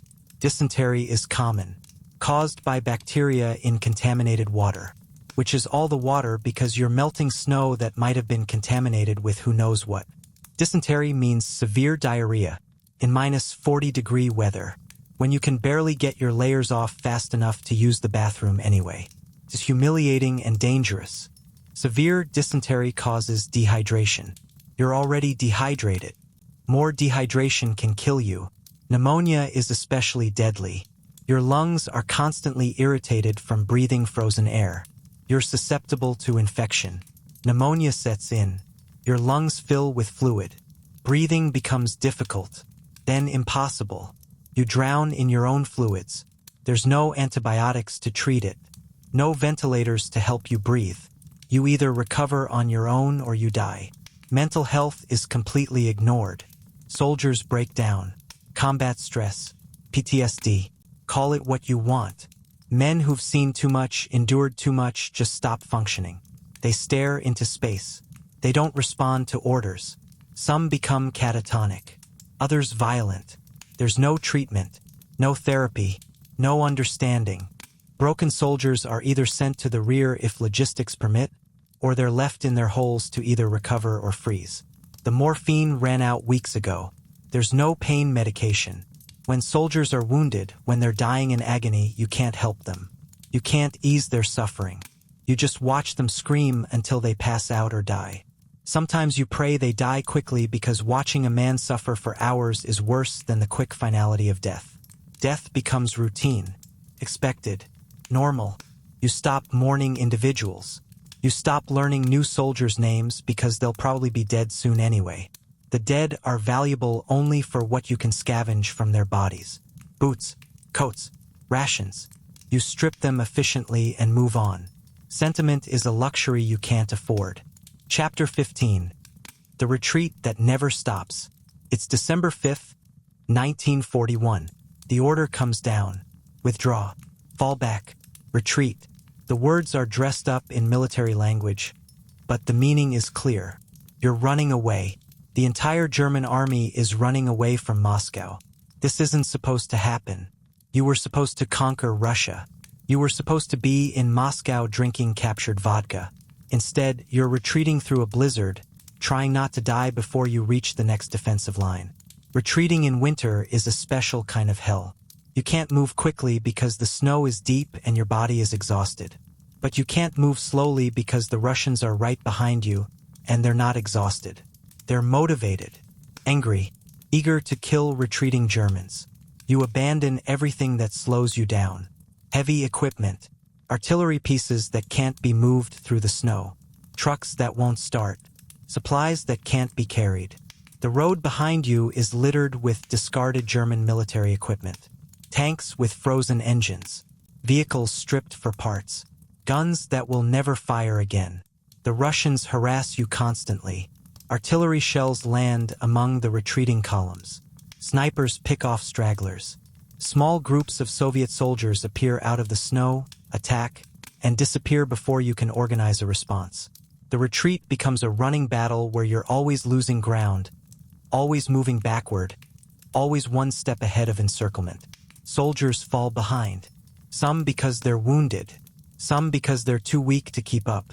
Some because they've simply given up. You see them sitting in the snow, waiting to die. You don't stop to help. You can't. Stopping means you fall behind too. Means you become one of the ones sitting in the snow. The roads are clogged with refugees. Civilians fleeing the advancing Russians. Old people. Women. Children. They're moving even slower than you are. They block the roads. You have to push past them. Sometimes literally. The choices are stark. Get past them and maybe survive. Or wait politely and definitely die when Russian tanks arrive. Frostbite casualties increase during the retreat. Men who were borderline before, who were managing to function with frozen toes, they can't keep up the pace. Their feet give out. They collapse. They're left behind. The column doesn't stop. Can't stop. You hear rifle shots behind you as the Russians catch the fallen. Discipline breaks down. Units become mixed. Command structure collapses. You're not part of a coherent military force anymore. You're part of a mob. Everyone moving west. Moving away from the Russians. Moving toward safety that may not exist. Food becomes even more scarce during the retreat. Supply lines don't exist. You eat whatever you can scavenge. Frozen potatoes from abandoned farmhouses. Dead horses. Anything with calories. Hunger makes you desperate. Makes you take risks you wouldn't normally take. You break into a cellar looking for food and nearly get shot by Russians hiding there. The nights are the worst part of retreating. You can't stop completely. Can't dig in properly. You catch a few hours of sleep in whatever shelter you can find. A barn if you're lucky. A snowbank if you're not. You're up before dawn, moving again, because staying put means being surrounded. Equipment falls apart from the stress. Your rifle is barely functional. The bolt is so stiff you need both hands to work it. Your boots are disintegrating. The soles have separated from the uppers. You're wrapping them with wire to hold them together. Your uniform is in tatters. Every seam is splitting. You look like a refugee, not a soldier. Some units maintain cohesion. Officers who refuse to quit, who keep their men organized, who enforce discipline at gunpoint if necessary. These units have a better chance. They move in formation. They watch each other's backs. They share resources. But most units have fragmented into individuals or small groups, each trying to survive on their own. The weather gets worse. A blizzard hits. Visibility drops to 0. You can't see the soldier in front of you even though he's only 2 meters away. Everyone links together, holding onto each other's coats, forming a human chain so nobody gets separated. If you get separated in this blizzard, you're dead. You'll wander in circles until you collapse. Russian armor appears. T-34 tanks pushing through the snow with terrifying efficiency. Your anti-tank weapons are frozen or abandoned. You have nothing that can stop them. The tanks roll past, crushing soldiers who can't get out of the way fast enough. You hide in a ditch, covered in snow, praying they don't see you. The retreat continues for days, weeks. You lose track of time. Every day is the same. Walk, fight when you have to, scavenge food, sleep for a few hours, wake up and walk again. The only goal is to reach the next defensive line, wherever that is. You're told it's just a few more kilometers. You've been told that for a week. You make it to a defensive position. The next line is not much. Hastily dug trenches. Minimal fortifications. But it's something. You can stop running. For now, you dig in. Try to organize. Try to rest. But you know it's temporary. The Russians will attack here too. And you'll retreat again. Because that's what you do now. Retreat. Moscow was supposed to fall. Instead, you're falling back. The myth of German invincibility is dying in the Russian snow. And so are you. Slowly. One frozen step at a time. Chapter 16. The Russian Perspective. You're not German anymore. Now you're Soviet. A defender of the motherland. The perspective shifts, but the cold remains the same. -40 degrees doesn't care what flag you fight under. You have better winter gear than the Germans. Your Valenki boots actually keep your feet warm. Your Telegrika jacket is quilted and insulated. Your Ashanka covers your ears and ties under your chin to protect your face. But better gear doesn't mean good gear. You're still cold, still suffering, just slightly less so than the enemy. You're fighting for your home. This is Russian soil. Every village the Germans burn is a Russian village. Every civilian they shoot is your countrywoman. Every meter of ground you defend is land that belongs to you and your children. This isn't an abstract war fought in foreign countries. This is an existential struggle. The Germans underestimated you. They thought you'd collapse. They called you subhuman, inferior, incapable of mounting effective resistance. Every dead German soldier is proof that they were wrong. You take bitter satisfaction in their retreat, in watching them freeze and starve. This is your winter, your land, your victory. But victory comes at a terrible price. You're losing men too. The cold kills Soviets just as efficiently as it kills Germans. Your supply lines are stretched. Food is scarce. Medicine is almost non-existent. The difference is that you can't retreat, can't fall back. This is it. If you lose, if the Germans break through, your family dies. Your country dies. So you don't lose. Soviet tactics are ruthless. Human wave attacks. Sending masses of soldiers forward with orders to take an objective regardless of casualties. Some units are armed. Some aren't. The ones without weapons are told to pick up rifles from the fallen.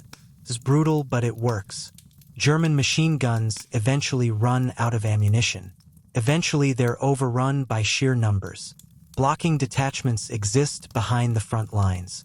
NKVD troops whose job is to shoot anyone who retreats without orders. You're more afraid of them than you are of the Germans. At least the Germans shoot at you from the front. The blocking detachments will shoot you in the back. So you attack. You advance into German fire because retreating means certain death. The propaganda is relentless.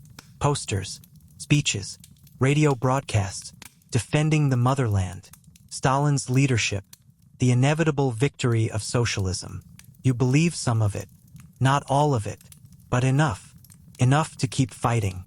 Enough to make the cold bearable. Almost.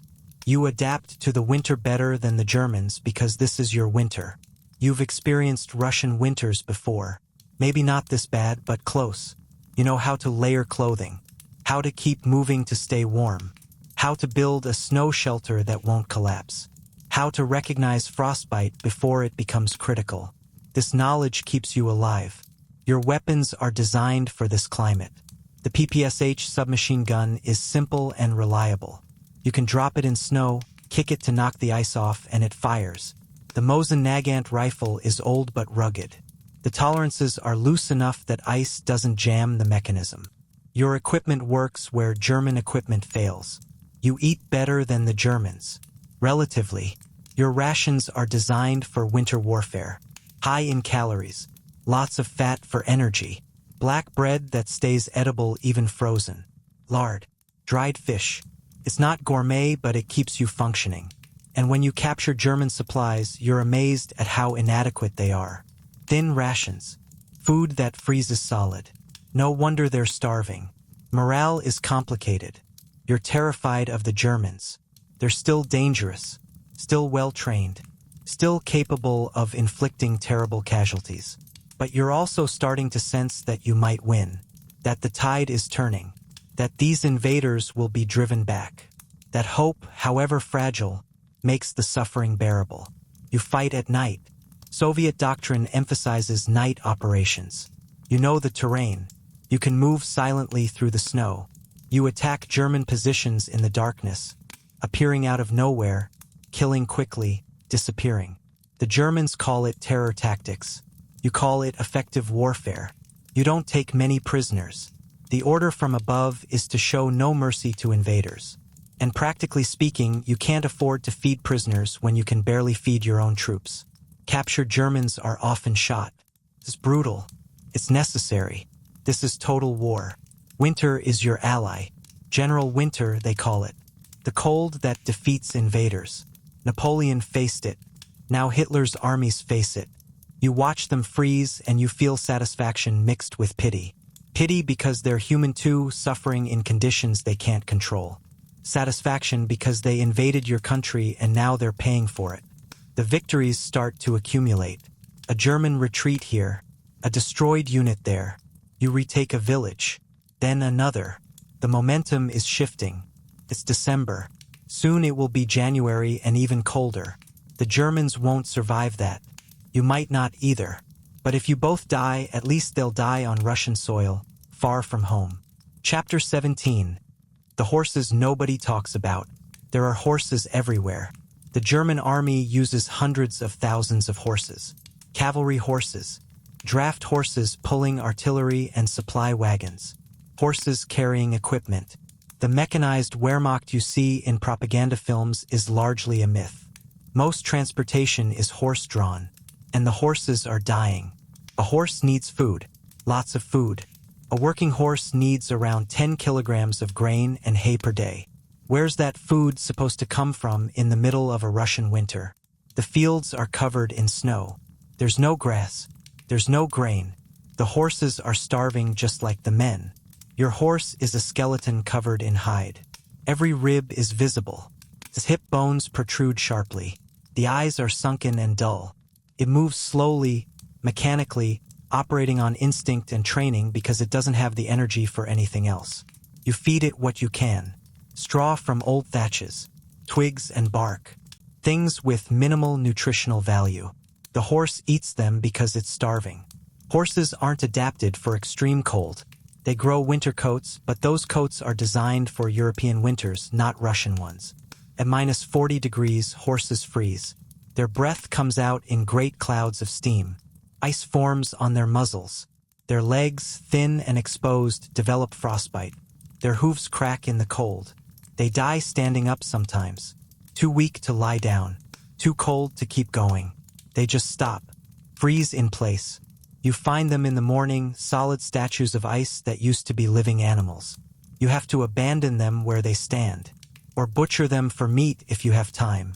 The horses that survive are broken. Physically and mentally. They've pulled artillery through mud and snow. They've been whipped to keep moving when they wanted to collapse.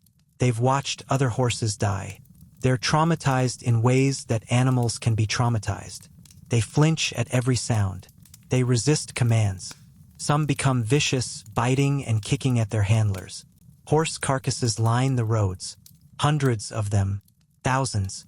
Some died from cold. Some from starvation. Some were shot because they broke a leg in a snow-covered hole and couldn't be saved.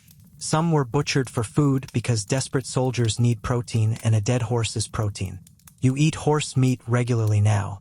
It's tough and stringy, but it's meat. You cut steaks from frozen horse carcasses by the roadside. Don't think about the fact that this horse was alive yesterday. Don't think about the fact that you're eating an animal that served the army faithfully. Just cut the meat. Cook it if you can. Eat it frozen if you can't. The horses suffer in ways that are uniquely terrible. They can't understand why they're in pain. Can't understand why they're starving. can't understand why their handlers keep pushing them beyond their limits. They just suffer and die and get replaced by other horses that will suffer and die. Veterinary care doesn't exist. There's barely medical care for humans. Nobody's treating sick horses. A horse that can't work is a dead horse. Either it dies on its own or it gets shot. The Germans can't afford to feed useless animals. Harsh but necessary in these conditions. The cavalry charges you read about in history books are over. Horses can't charge through deep snow, can't gallop on ice. Cavalry units have been reduced to using their horses for transport only, riding them until they collapse, then walking. The glorious cavalry charges are replaced by frozen men leading frozen horses through frozen hell. Some soldiers form bonds with their horses. Name them, talk to them, care for them as best they can. These soldiers suffer twice. Once from their own misery, once from watching their horses suffer. When the horse finally dies, and it always dies, the soldier loses a companion. Loses something that depended on them. The guilt is crushing. The horses are innocent victims of human stupidity. They didn't choose this war, didn't volunteer, were pressed into service and worked to death in conditions they were never meant to endure. Their suffering is pointless, unnecessary, but the war doesn't care about fairness. You promise yourself that if you survive this, you'll never be cruel to an animal again. You'll remember the horses, remember how they suffered, remember that they deserved better than this. It's a small promise, but it's something. A tiny piece of humanity in an inhuman situation. The horses keep dying. The war continues. And you keep marching through snow that's stained with horse blood. Chapter 18. The psychological breaking point. You're losing your mind. Slowly. Gradually. So slowly that you don't notice until one day you realize you spent 10 minutes talking to a corpse because you forgot it was dead. The cold does something to your brain. Hypothermia affects cognitive function. Your thinking becomes sluggish. Your memory fails. You forget simple things. What day is it? How long have you been here? What's your mother's name? The information is there somewhere, but you can't access it. Your brain is frozen like everything else. Sleep deprivation compounds the problem. You haven't had proper sleep in months. A few hours of shivering in a frozen hole isn't sleep. It's unconsciousness. Your brain never gets to rest, to process, to recover. The exhaustion is cumulative, building day by day until you're operating in a constant fog. Hallucinations become common. You see things that aren't there. A farmhouse in the distance that disappears when you get closer. Soldiers who turn out to be tree stumps. Your dead friend standing next to you, talking. Before you remember he died 3 weeks ago. The line between real and imagined blurs. Audio hallucinations are worse. You hear voices calling your name, screaming, gunfire. Sometimes you hear music, beautiful orchestral music that couldn't possibly be here. You spin around trying to find the source. There's nothing, just wind and snow and your own deteriorating sanity. The constant stress breaks people. Combat stress, shell shock, whatever you want to call it. Soldiers just stop. Stop talking. Stop moving. Stop reacting. They stare into space with empty eyes. Sometimes they cry silently. Sometimes they laugh at nothing. Their minds have retreated somewhere the war can't reach. Others become violent, paranoid. They see enemies everywhere. Attack their own comrades because they're convinced everyone is a Russian spy. These soldiers are dangerous. They have to be restrained or isolated or shot. There's no therapy, no treatment, just removal from the situation in whatever way is practical. You have nightmares when you do sleep. Vivid, terrible nightmares. You're drowning in snow. You're being buried alive. Your feet are frozen blocks that shatter when you try to walk. You wake up screaming. The soldiers around you don't react. They have their own nightmares. The fear never goes away. Constant background fear that occasionally spikes into pure terror. Fear of dying. Fear of pain. Fear of freezing slowly. Fear of being captured. The fear exhausts you almost as much as the cold does. Your adrenal system is constantly activated. Your body is flooded with stress hormones. You're running on adrenaline and desperation. Survivor's guilt sets in. Why did you survive when so many others died? What makes you special? You're not braver, not stronger, just luckier. That luck feels like theft, like you stole someone else's survival. You carry the weight of dead friends, dead soldiers you barely knew, everyone who didn't make it. Dark thoughts intrude, suicide ideation. It would be so easy. Just walk out into the snow. Sit down. Stop fighting. Let the cold take you. It would almost be peaceful, like falling asleep. No more suffering. No more fear. These thoughts are dangerous. You push them away, but they come back. Always come back. Religion helps some soldiers. Prayer gives them structure, hope, something to believe in beyond the immediate horror. They pray for deliverance, for survival, for the souls of the dead. Whether God listens is debatable. Whether it helps is not. Belief is something to hold onto when everything else has been taken. Others lose their faith entirely. How can God allow this? How can there be divine justice in a universe where men freeze to death in mud for no reason? They abandon religion, embrace nihilism. Nothing matters. Life is suffering and then death. It's a bleak philosophy, but it fits the circumstances. Humor becomes dark. Soldiers joke about things that shouldn't be funny. Death, frostbite, starvation. The jokes are black as coal and twice as bitter. But laughter, even bitter laughter, is a release valve. A way to acknowledge the absurdity without being crushed by it. You develop coping mechanisms, rituals, lucky charms, superstitions. You always put your left boot on first. You never light 3 cigarettes with 1 match. You carry a particular stone in your pocket because you had it the day you should have died but didn't. These things are irrational. You know they're irrational. You do them anyway. Some soldiers disassociate completely.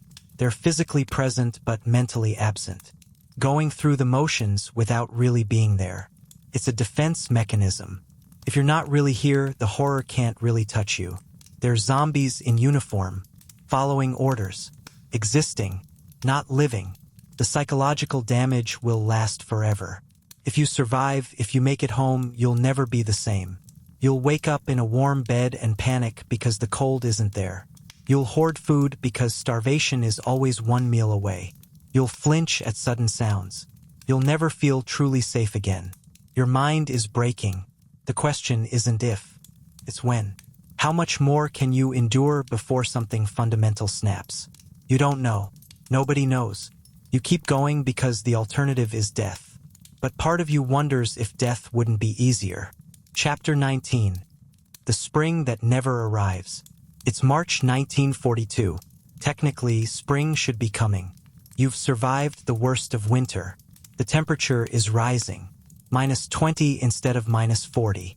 This should feel like a relief. It doesn't. The thaw is its own nightmare. Remember the Rasputitsa? The mud season is back. Snow melts into water with nowhere to go because the ground is still frozen underneath. Everything becomes a swamp. The trenches fill with icy water. Your foxhole becomes a bathtub of frozen mud.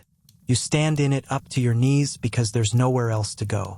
Your feet, already damaged from months of frostbite, are now constantly wet. Trench foot returns with a vengeance. The flesh between your toes rots. Your feet swell. The pain is excruciating, but you can't do anything about it.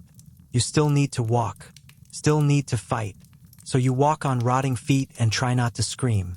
The melting snow reveals what winter buried. Thousands of corpses. German corpses. Russian corpses. Horse corpses. All of them frozen solid for months, preserved perfectly by the cold. Now they're thawing. The smell is indescribable. Thousands of rotting bodies, all releasing their gases at once. The stench hangs in the air. You can taste it. You eat your rations while surrounded by the smell of death. Disease explodes. Typhus, cholera, dysentery. All the diseases that thrive in unsanitary conditions. The melting snow mixes with human waste, with corpse fluids, with all the accumulated filth of a winter campaign. You drink this water. You wash in this water. You get sick. The mud makes everything impossible again. Supply trucks can't get through. You go back to starvation rations. Ammunition runs low. Medical supplies that were supposed to arrive sit stuck in trucks 50 kilometers back. The wounded die because help can't reach them through the mud. You're too exhausted to feel relief that winter is over. You've been cold for so long that warmth feels wrong. Unnatural. Your body has adapted to the cold. It doesn't know how to function in temperatures above freezing. You sweat now, which you haven't done in months. The sweat soaks your uniform. Everything is damp again. The fighting intensifies with the better weather. Both sides have been in a semi-frozen stalemate all winter.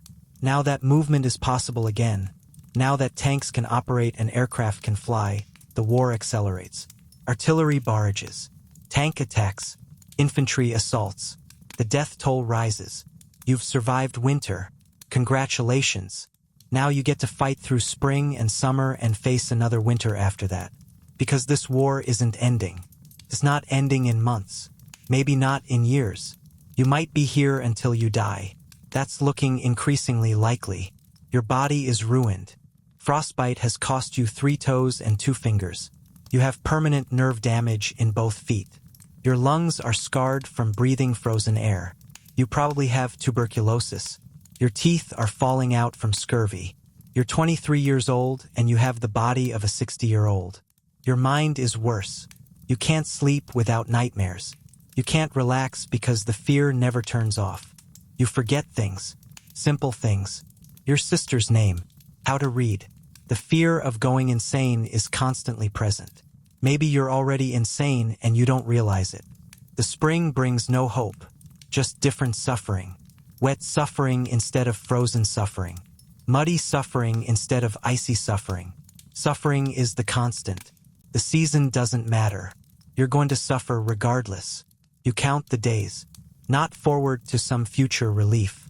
Backward. How many days have you survived? 153. 154. Each day survived is a small victory. Nothing more. You don't think about tomorrow. Tomorrow might never come. You think about the next hour. Then the next. Breaking time into manageable chunks because thinking about months or years is too overwhelming. Some soldiers have given up. Mentally checked out. They're waiting to die. They don't try to stay warm. Don't try to find food. Don't try to survive. They've accepted that death is coming and they're ready for it. You're not ready. Not yet. You still have some fight left. Some survival instinct that refuses to quit. But it's fading. Every day it gets a little weaker. Every new horror chips away at it. Eventually it will be gone completely and you'll be like the others. Waiting for the end. But not yet. Not today. Today you survived. That's enough. Chapter 20. The letter's home. You have a letter from your mother. It arrived 3 weeks ago. You haven't read it yet. Can't bring yourself to. You're afraid of what it might say. Afraid of how it will make you feel. Feeling anything other than numb is dangerous right now. The letter is creased and dirty.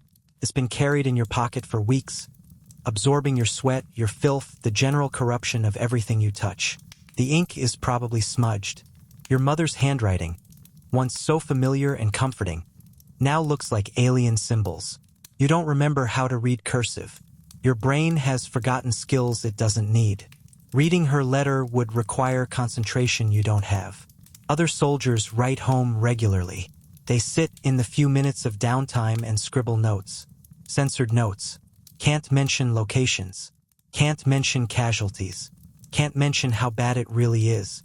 So they write about the weather. About missing home. About being fine, everything's fine, don't worry. You can't write. Physically, yes. Your remaining fingers can hold a pen. But mentally you can't. What would you say? How do you compress months of horror into a few cheerful sentences? How do you tell your mother that you're alive without telling her what being alive means here? If you wrote honestly, you'd tell her you're starving. You'd tell her about the frostbite, about the men who died screaming, about the horses, about eating snow and drinking melted corpse water and sleeping next to the frozen dead. You'd tell her you're terrified, that you don't think you'll make it home, that if you do make it home, you won't be the son who left. But you can't tell her those things, so you don't write at all. Some letters from home are devastating. Soldiers receive news that their house was bombed. Their family is dead. Their wife left them for someone else. The hometown they're fighting to protect doesn't exist anymore. These letters destroy men more effectively than any bullet. They lose their reason to keep fighting, to keep surviving. What's the point if there's nothing to go home to? Others receive mundane news. Sister got married. The dog had puppies. Dad fixed the roof. These normal life updates are surreal. That world still exists. People are living normal lives while you're in hell? It doesn't seem possible. The gap between their reality and yours is so vast you can't bridge it. Mail call is both anticipated and dreaded. You want letters.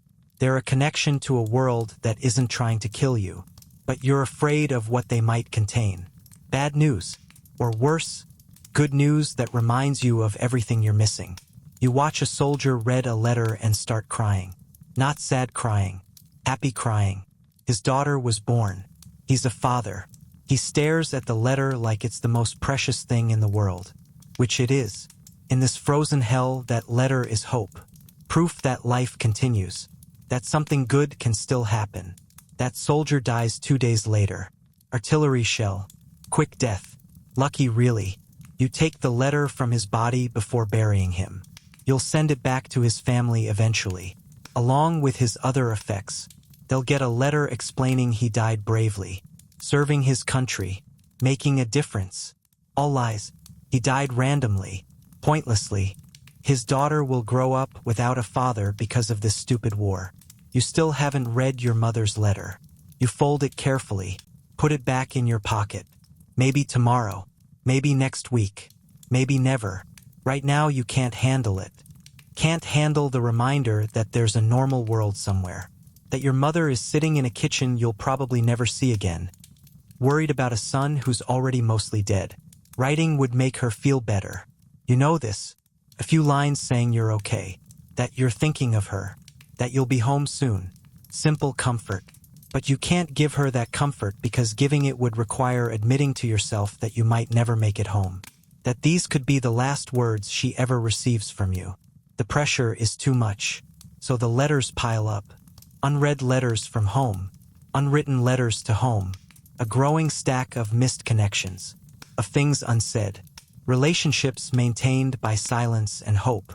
When the war ends, if it ends, you'll have a lot of explaining to do. If you survive. If you're capable of explaining. If words still have meaning after this. The letters are lies anyway.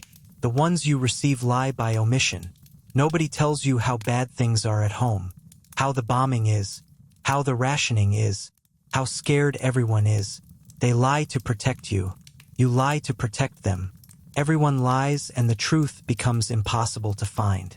You think about writing. Force yourself to imagine it. Dear Mother, I'm fine. The weather is cold but manageable. Stop. You can't. Can't write those lies. Can't pretend this is okay. Can't maintain the fiction that you're the same person who left home. The letter stays in your pocket. Unread. A talisman against despair. As long as you don't read it, it might contain good news. Schrodinger's letter. Both comforting and devastating until you observe its contents. So you don't observe. You just carry it. Piece of home in hell. Untouched. Pristine. The last clean thing you own. Chapter 21. The artillery that never stops. You hear it before you see it. A distant whistle. High-pitched and getting louder. Your body reacts before your mind processes the sound. You're diving into the nearest hole before you consciously register that incoming artillery is about to land on your position. The explosion is everything at once. Sound, pressure, light, heat. The ground heaves beneath you like a living thing. Dirt and snow rain down. Your ears ring. Actually ring. A high-pitched tone that drowns out everything else. You check yourself frantically. Arms, legs, no blood, not hit. This time, artillery is the true king of the battlefield. Not rifles, not tanks. Artillery, Soviet artillery, kills more soldiers than anything else. And it never stops. The Russians have mastered the art of massed artillery fire. They concentrate hundreds of guns on a single sector and they just shell it. for hours, for days, until nothing is left alive. You learn to recognize the sounds. The Katyusha rockets, nicknamed Stalin's organs, make a distinctive shrieking sound. Multiple rockets launching simultaneously, arcing through the sky, falling in a pattern that obliterates everything in a grid. When you hear that sound, that mechanical scream, you know you have maybe 10 seconds to find cover. Regular artillery shells whistle. The pitch tells you how close they'll land. High pitch means far away. Low pitch means danger close. No pitch, just a sudden roar, means it's landing right on top of you and you're probably dead. You become an expert at reading these sounds. Your life depends on it. The waiting is worse than the impact. You hear the guns firing in the distance. A sound like thunder. You know shells are in the air. You know they're coming, but you don't know where they'll land. Could be 100 meters away. Could be right here. You crouch in your hole and wait. Wait for the whistling. Wait for the impact. Wait to find out if you survive the next 30 seconds. Shrapnel is everywhere after a bombardment. Jagged pieces of metal, some as big as your hand, some tiny as needles. They're hot when they land. They hiss in the snow. They embed themselves in trees, in equipment, in human flesh. You see a soldier standing after a barrage, looking unhurt. Then he collapses. Piece of shrapnel the size of a coin went through his back. He didn't even feel it at first. Shock. The concussion from near misses does terrible things. A shell lands 20 meters away. You're not hit by shrapnel, but the pressure wave hits you like a physical punch. Your insides compress. Blood vessels burst. Eardrums rupture. You're bleeding from your nose, your ears, your eyes. Internal injuries that will kill you slowly. Better than being hit directly. Worse than being unharmed.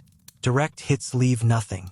A shell lands in a crowded trench and 12 men just cease to exist. No bodies. No pieces large enough to identify. Just a crater and red snow. You were supposed to be in that trench. You left 5 minutes earlier to get water. Luck.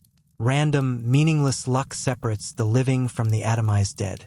You can't fight back against artillery. That's what makes it so demoralizing. When you're being shot at by rifles, you can shoot back. When tanks attack, you can fight them. But artillery? The guns are kilometers away. You can't see them, can't reach them, can't do anything except hide and pray. It's helpless, infuriating, terrifying. The Germans have artillery too, but less of it, less ammunition. The Russian factories are outproducing German factories. Every day the imbalance grows.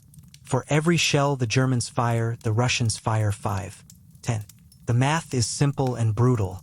You're losing the artillery war, which means you're losing the war. Shell shock is common. That's what they called it in the Great War. Now they might call it combat stress or PTSD, but the effect is the same. Soldiers who've been shelled too much just break. They shake uncontrollably. Can't speak. Can't function. Stare into nothing. The constant bombardment has destroyed their nervous system. Their brain can't process the fear anymore, so it shuts down. You've been shelled so many times you've stopped counting.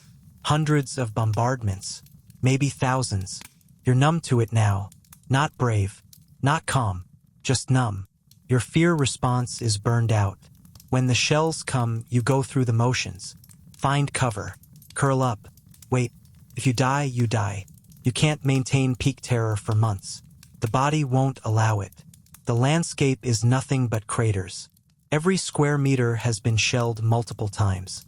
The ground is churned earth and snow, pockmarked with overlapping craters like the surface of the moon. You move from crater to crater. Use them as fighting positions. A shelter. The hole that tried to kill you yesterday protects you today. War is full of these ironies. Duds are dangerous. Not every shell explodes. Some bury themselves in frozen ground without detonating. You see them sometimes, sticking out of the snow. Still live. Still dangerous. Could explode if disturbed. You give them a wide berth. Some soldiers try to defuse them for the explosive inside. Most of those soldiers die when the shell detonates in their hands. Night bombardments are especially terrifying. You're already blind in the darkness. Then shells start landing. Each explosion lights up the landscape in brief, violent flashes.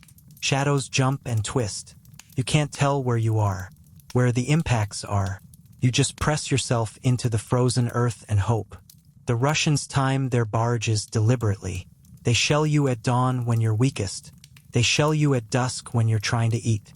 They shell you randomly in the middle of the night to prevent sleep. It's psychological warfare. They're trying to break your spirit through constant bombardment. It's working. After a barrage, someone always screams.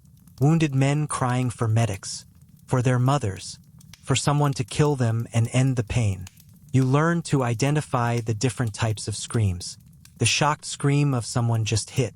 The agonized scream of someone dying. The desperate scream of someone trapped under rubble. Each has its own particular horror.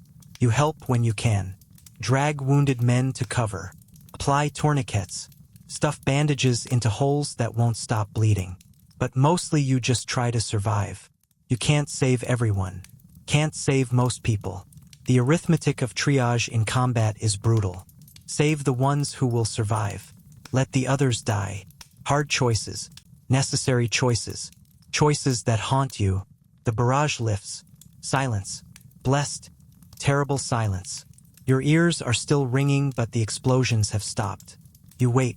Count to 100. Make sure it's really over. Slowly, carefully, you raise your head above the rim of your crater. Survey the damage. Count who's left. Who's wounded. Who's dead. Who's missing, atomized by a direct hit. Then you prepare for the assault. Because artillery isn't random. It softens defenses. After the bombardment comes the infantry. Russian soldiers advancing while you're still stunned and deafened. You check your rifle. Clear the snow from the barrel. Chamber around.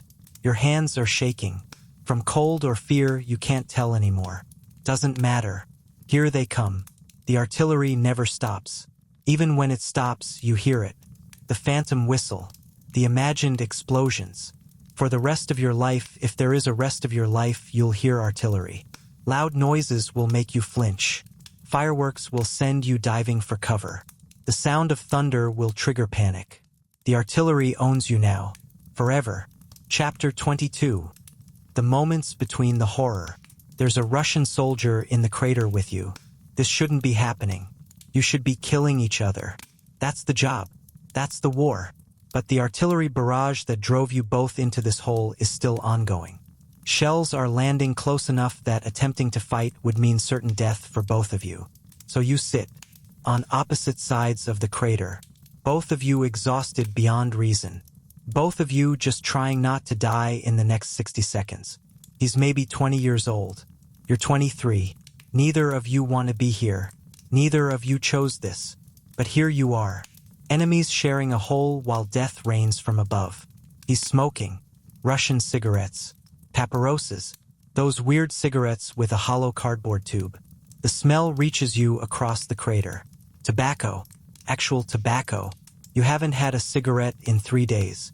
Your hands are shaking from nicotine withdrawal almost as much as from cold. He sees you looking. Sees the desperate hunger in your eyes. He shouldn't do it. You're the enemy. But slowly, carefully, he pulls out another cigarette. Holds it up. A question. You nod. He tosses it across the crater. You catch it with frozen fingers. He tosses his lighter next. You light the cigarette. The first drag is heaven. Pure, concentrated relief.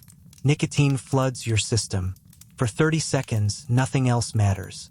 You smoke in silence. The barrage continues. Neither of you speak the other's language. What would you say anyway?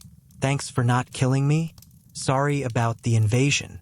The war is stupid and we're both going to die for nothing? All true. All useless. He's shivering just like you. His uniform is better than yours, but he's still cold. Still suffering. You realize with sudden clarity that he's exactly like you. Same fear. Same exhaustion. Same desperate desire to survive and go home. The only difference is the uniform. Remove the uniforms and you're identical. Two young men who want to live. The cigarette burns down to nothing. You hand back his lighter. Nod thanks. He nods back. An entire conversation without words. understanding between enemies, humanity in the middle of mechanized slaughter. It shouldn't be possible, but here it is. The barrage lifts. The moment is over. You both know it. He climbs out of the crater, heading back toward Russian lines. You could shoot him in the back. Should shoot him. He'll be trying to kill you again tomorrow. But you don't. You let him go. He doesn't look back. Neither of you acknowledge what just happened. Just another secret the war creates. These moments exist in the cracks. Brief windows of humanity between the horror. A German soldier shares his last piece of chocolate with his squadmates, breaking it into 6 pieces so everyone gets a taste. It's a gesture, meaningless in practical terms. But it means everything. It means you're still human, still capable of generosity in a place designed to strip humanity away. You find a photograph in a dead Russian's pocket. His wife, his children, they're smiling, happy. The photo is creased from being carried and looked at repeatedly. You should leave it, should keep searching the body for useful items. But you look at the photo and you see your own family, your own life. The man you killed had a life that mattered. You put the photo back in his pocket. Leave it with him. Small mercy, meaningless gesture. Important anyway. A stray dog appears in the trenches. Nobody knows where it came from. Probably from a destroyed village. It's half-starved and missing part of an ear, but it's friendly. It approaches soldiers carefully, tail wagging. Someone feeds it a scrap of bread. Someone else gives it water. The dog stays, becomes the unit mascot, sleeps with the soldiers, guards them, provides comfort just by existing. Something innocent in hell. Something that needs protecting. The soldiers are gentler when the dog is around. There's singing sometimes. Late at night when the fighting has died down. Russian soldiers sing in their trenches. Deep, mournful songs that carry across the frozen landscape. You don't understand the words, but you understand the emotion. Homesickness, sadness, hope. German soldiers listen. Sometimes they sing back. Different songs. Same feelings. For a few minutes, the war pauses. Just men singing into the darkness. You share a meal with your squad. It's the same terrible rations you always eat, but you eat together. Pass the food around. Make jokes. Bad jokes. Terrible jokes. Jokes about frostbite and death and frozen feet. But you laugh. Actually laugh. The sound is strange. You haven't laughed in so long you forgot what it sounded like. Feels good. Feels human. A letter arrives. Not for you. For the soldier next to you. His girlfriend wrote. She still loves him. Still waiting. Still faithful. He reads parts of it aloud, voice choked with emotion. Everyone listens. Everyone pretends they're not crying.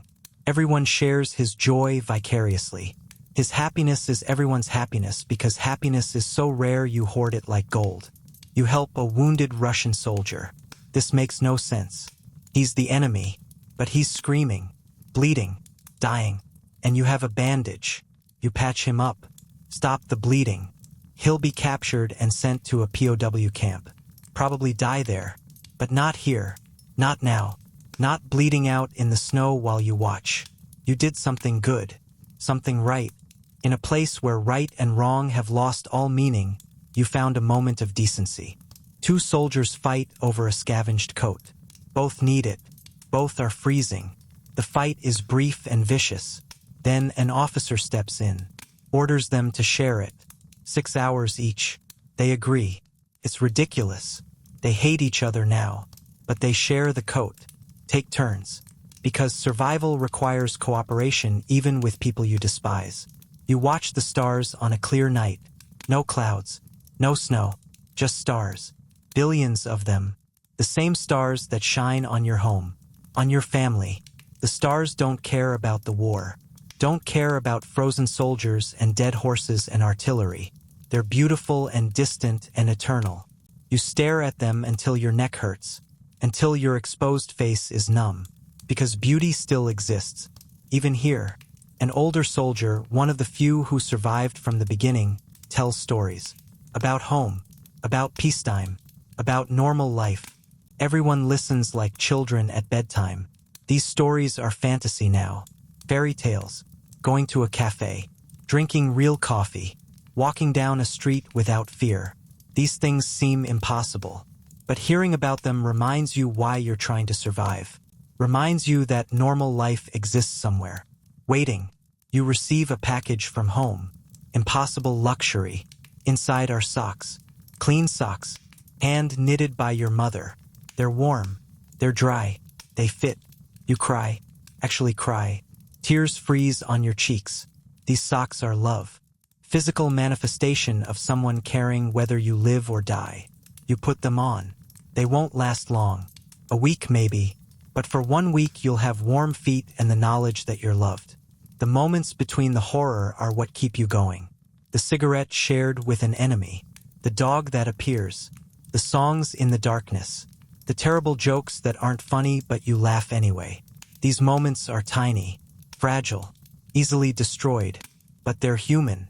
They're proof that the war hasn't completely destroyed what you were. What you might be again. If you survive. If you make it home. If humanity can be rebuilt from these small, broken pieces. Chapter 23. The Tobacco Economy. You would kill for a cigarette. Not figuratively. Literally. A man in another unit actually did kill someone over a pack of cigarettes last week. Stabbed him in the neck during an argument. Nobody reported it. Everyone understood. Tobacco is more valuable than gold here. More valuable than food sometimes. Because tobacco is the only thing that makes the horror bearable. Your hands shake constantly. Part cold. Part fear. Part nicotine withdrawal. You haven't had a cigarette in 4 days. 4 days of crawling anxiety. Irritability so intense you want to scream. Physical cravings that make your skin itch. Nicotine addiction combined with combat stress is a special kind of torture. The Germans issue cigarettes to troops. Or they're supposed to. Supply lines being what they are, cigarettes arrive irregularly. Sometimes a carton per man. Sometimes nothing for weeks. Right now you're in a nothing phase. The last cigarette delivery was intercepted by Russian artillery. An entire supply truck blown to pieces. Thousands of cigarettes destroyed. The loss is felt more keenly than the loss of food. Soldiers hoard cigarettes like treasure. Trade them. Gamble them. Use them as currency. A cigarette can buy you an extra ration. A favor. A turn at the warmest spot in the shelter. 5 cigarettes can get you a pair of socks. 10 cigarettes can get you a bottle of vodka.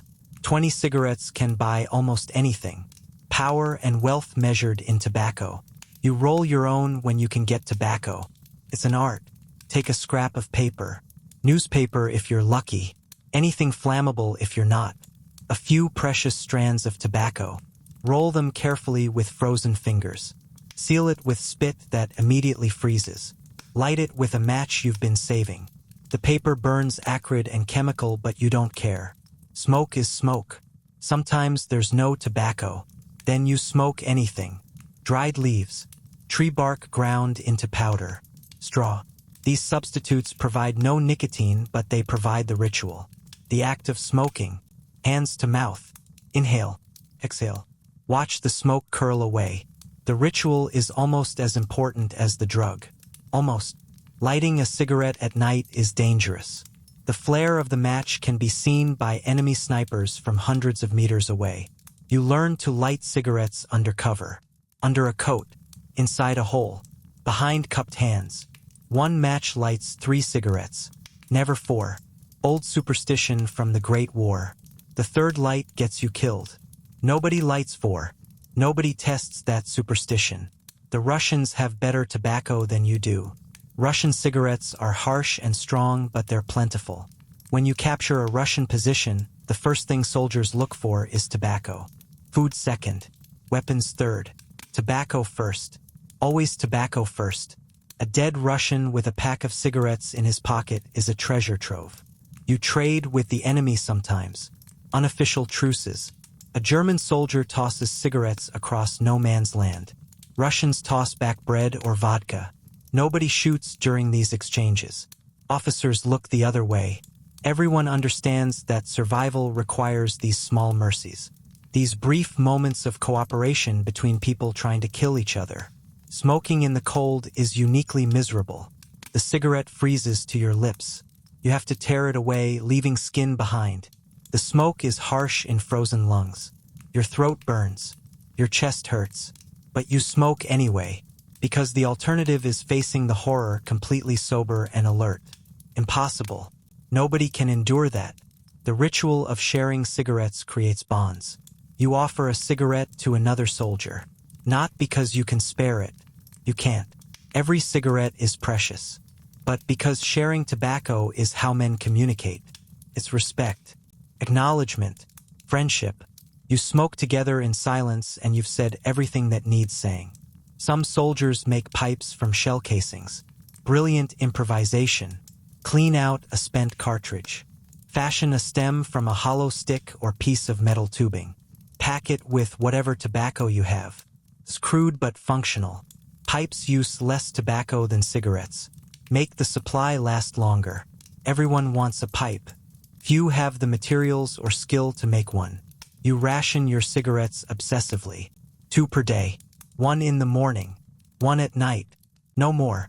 Doesn't matter how badly you want another. Discipline is survival. If you smoke 3 today, you only have 1 tomorrow. Can't allow that. Must maintain the routine. Structure. Control. In a world where you control nothing, rationing cigarettes is the one thing you can manage. The craving never stops. Even when you've just finished a cigarette, part of your brain is already thinking about the next one. Counting hours. Planning. You dream about cigarettes. Vivid dreams of smoking entire packs without pause. Wake up and the disappointment is crushing. Just a dream. Still only 2 cigarettes left. Non-smokers are rare. Most soldiers smoke. Those who didn't smoke before they deployed started after the first battle. After the first artillery barrage. After the first dead friend. Tobacco is medicine. Self-medication for trauma. For fear. For the constant low-grade horror of existence on the Eastern Front. It's not healthy. You'll probably get lung cancer if you survive. But surviving the next week takes priority over health concerns 30 years from now. Your last cigarette is always a crisis. You smoke it knowing it's the last one, knowing there's no more. The satisfaction is ruined by anxiety about when you'll get another. You smoke it slowly, make it last. Then it's gone and you're left with nothing but shaking hands and desperate cravings and the need to find more tobacco somehow. You find a cigarette but in the snow, discarded, smoked down to nothing, but there's maybe 3 more drags left in it. You pick it up, brush off the snow, light it, smoke it down until it burns your fingers. No shame in this. Everyone does it. Desperation erases pride. Survival is all that matters. Tobacco is the lubricant that makes the war machine function. Keeps soldiers calm enough to follow orders. Gives them something to look forward to. A reason to survive the next hour because in an hour you can smoke. Without tobacco, the entire army would collapse into shivering, panicking chaos. Tobacco is control, structure, sanity in a bottle, or in this case, in a rolled piece of paper filled with dried leaves. You would absolutely kill for a cigarette. But you probably won't have to. Someone will share. Or you'll find a butt. Or supplies will arrive. Probably. Maybe. Hopefully. And if not, you'll survive the craving like you survive everything else. 1 agonizing minute at a time. Conclusion. So, how's your day been? You've just experienced months of the worst winter warfare in human history. You've frozen, starved, suffered, watched friends die, lost parts of yourself to frostbite, endured conditions that should have killed you 1,000 times over. And somehow, impossibly, you're still here, still breathing, still surviving. Let's be clear about what you just went through. The Eastern Front winter of 1941 to 42 killed more soldiers than some entire wars. Hundreds of thousands of men frozen to death. Not killed in battle. Killed by weather, by cold, by conditions that made survival itself a victory. The Germans lost approximately 300,000 men that winter. Russians lost similar numbers. Add in frostbite casualties, men who survived but were permanently disabled, and you're looking at over 1 million casualties. From winter, from a season. Here's the thing nobody tells you about the Eastern Front. The popular imagination focuses on big battles. Stalingrad, Kursk, Operation Bag Ration. But the real killer was the day-to-day suffering.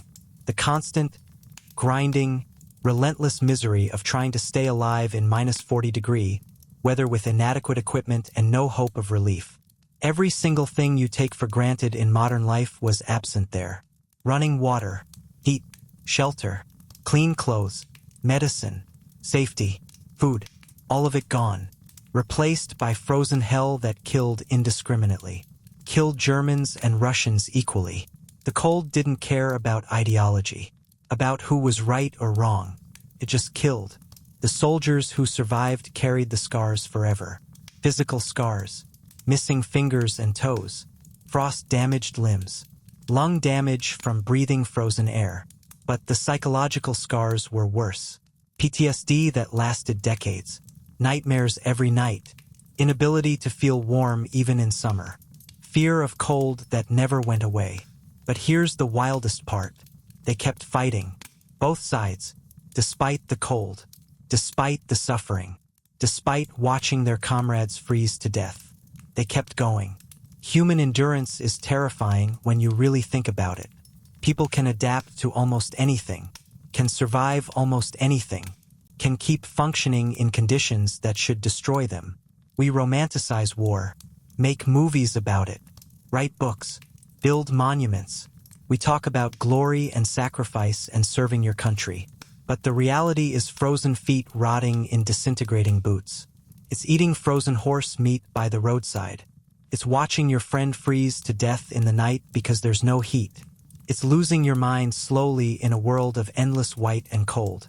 Modern warfare has its own horrors. But at least modern soldiers have gear designed for the conditions they're fighting in. Have supply lines that actually work. Have medical care. Have the option of evacuation when things get too bad. The soldiers on the Eastern Front had none of that. They had summer uniforms in an Arctic winter and orders to keep fighting regardless. Think about that the next time you complain about being cold. You're cold in your heated house because the thermostat is set to 68 instead of 72. They were cold in a hole in the ground at -40 with no prospect of ever being warm again. Your cold is an inconvenience. Theirs was a death sentence they postponed day by day. The Eastern Front winter of 1941 to 42 was a preview of hell. A demonstration of exactly how much human beings can suffer and still function. It was unnecessary, preventable, caused by political decisions made by people who never experienced a Russian winter. Soldiers paid for those decisions with their fingers, their toes, their sanity, their lives. So tonight, when you climb into your warm bed, under your soft blankets, in your heated bedroom, maybe say a quiet thank you to whatever deity or force or luck that put you here instead of there. Thank you that you'll never know what -40 feels like. That you'll never eat frozen horse meat. That you'll never watch your feet turn black from frostbite. Thank you that the worst winter you'll experience is mild by comparison. That your suffering, whatever it is, probably doesn't include wondering if you'll freeze to death before morning. That you have options, choices, control over your environment. The soldiers on the Eastern Front had none of that. They just had cold and fear and each other. Some survived. Most didn't. The ones who did were never the same. They'd seen things, endured things that changed them fundamentally. They came home physically present but mentally still trapped in that frozen hell. War is horror. But winter warfare on the Eastern Front was horror multiplied. It was man versus nature with man losing badly. It was the demonstration that humans, for all our technology and organization and military might, are fragile creatures who die when it gets too cold. Remember that. Remember them.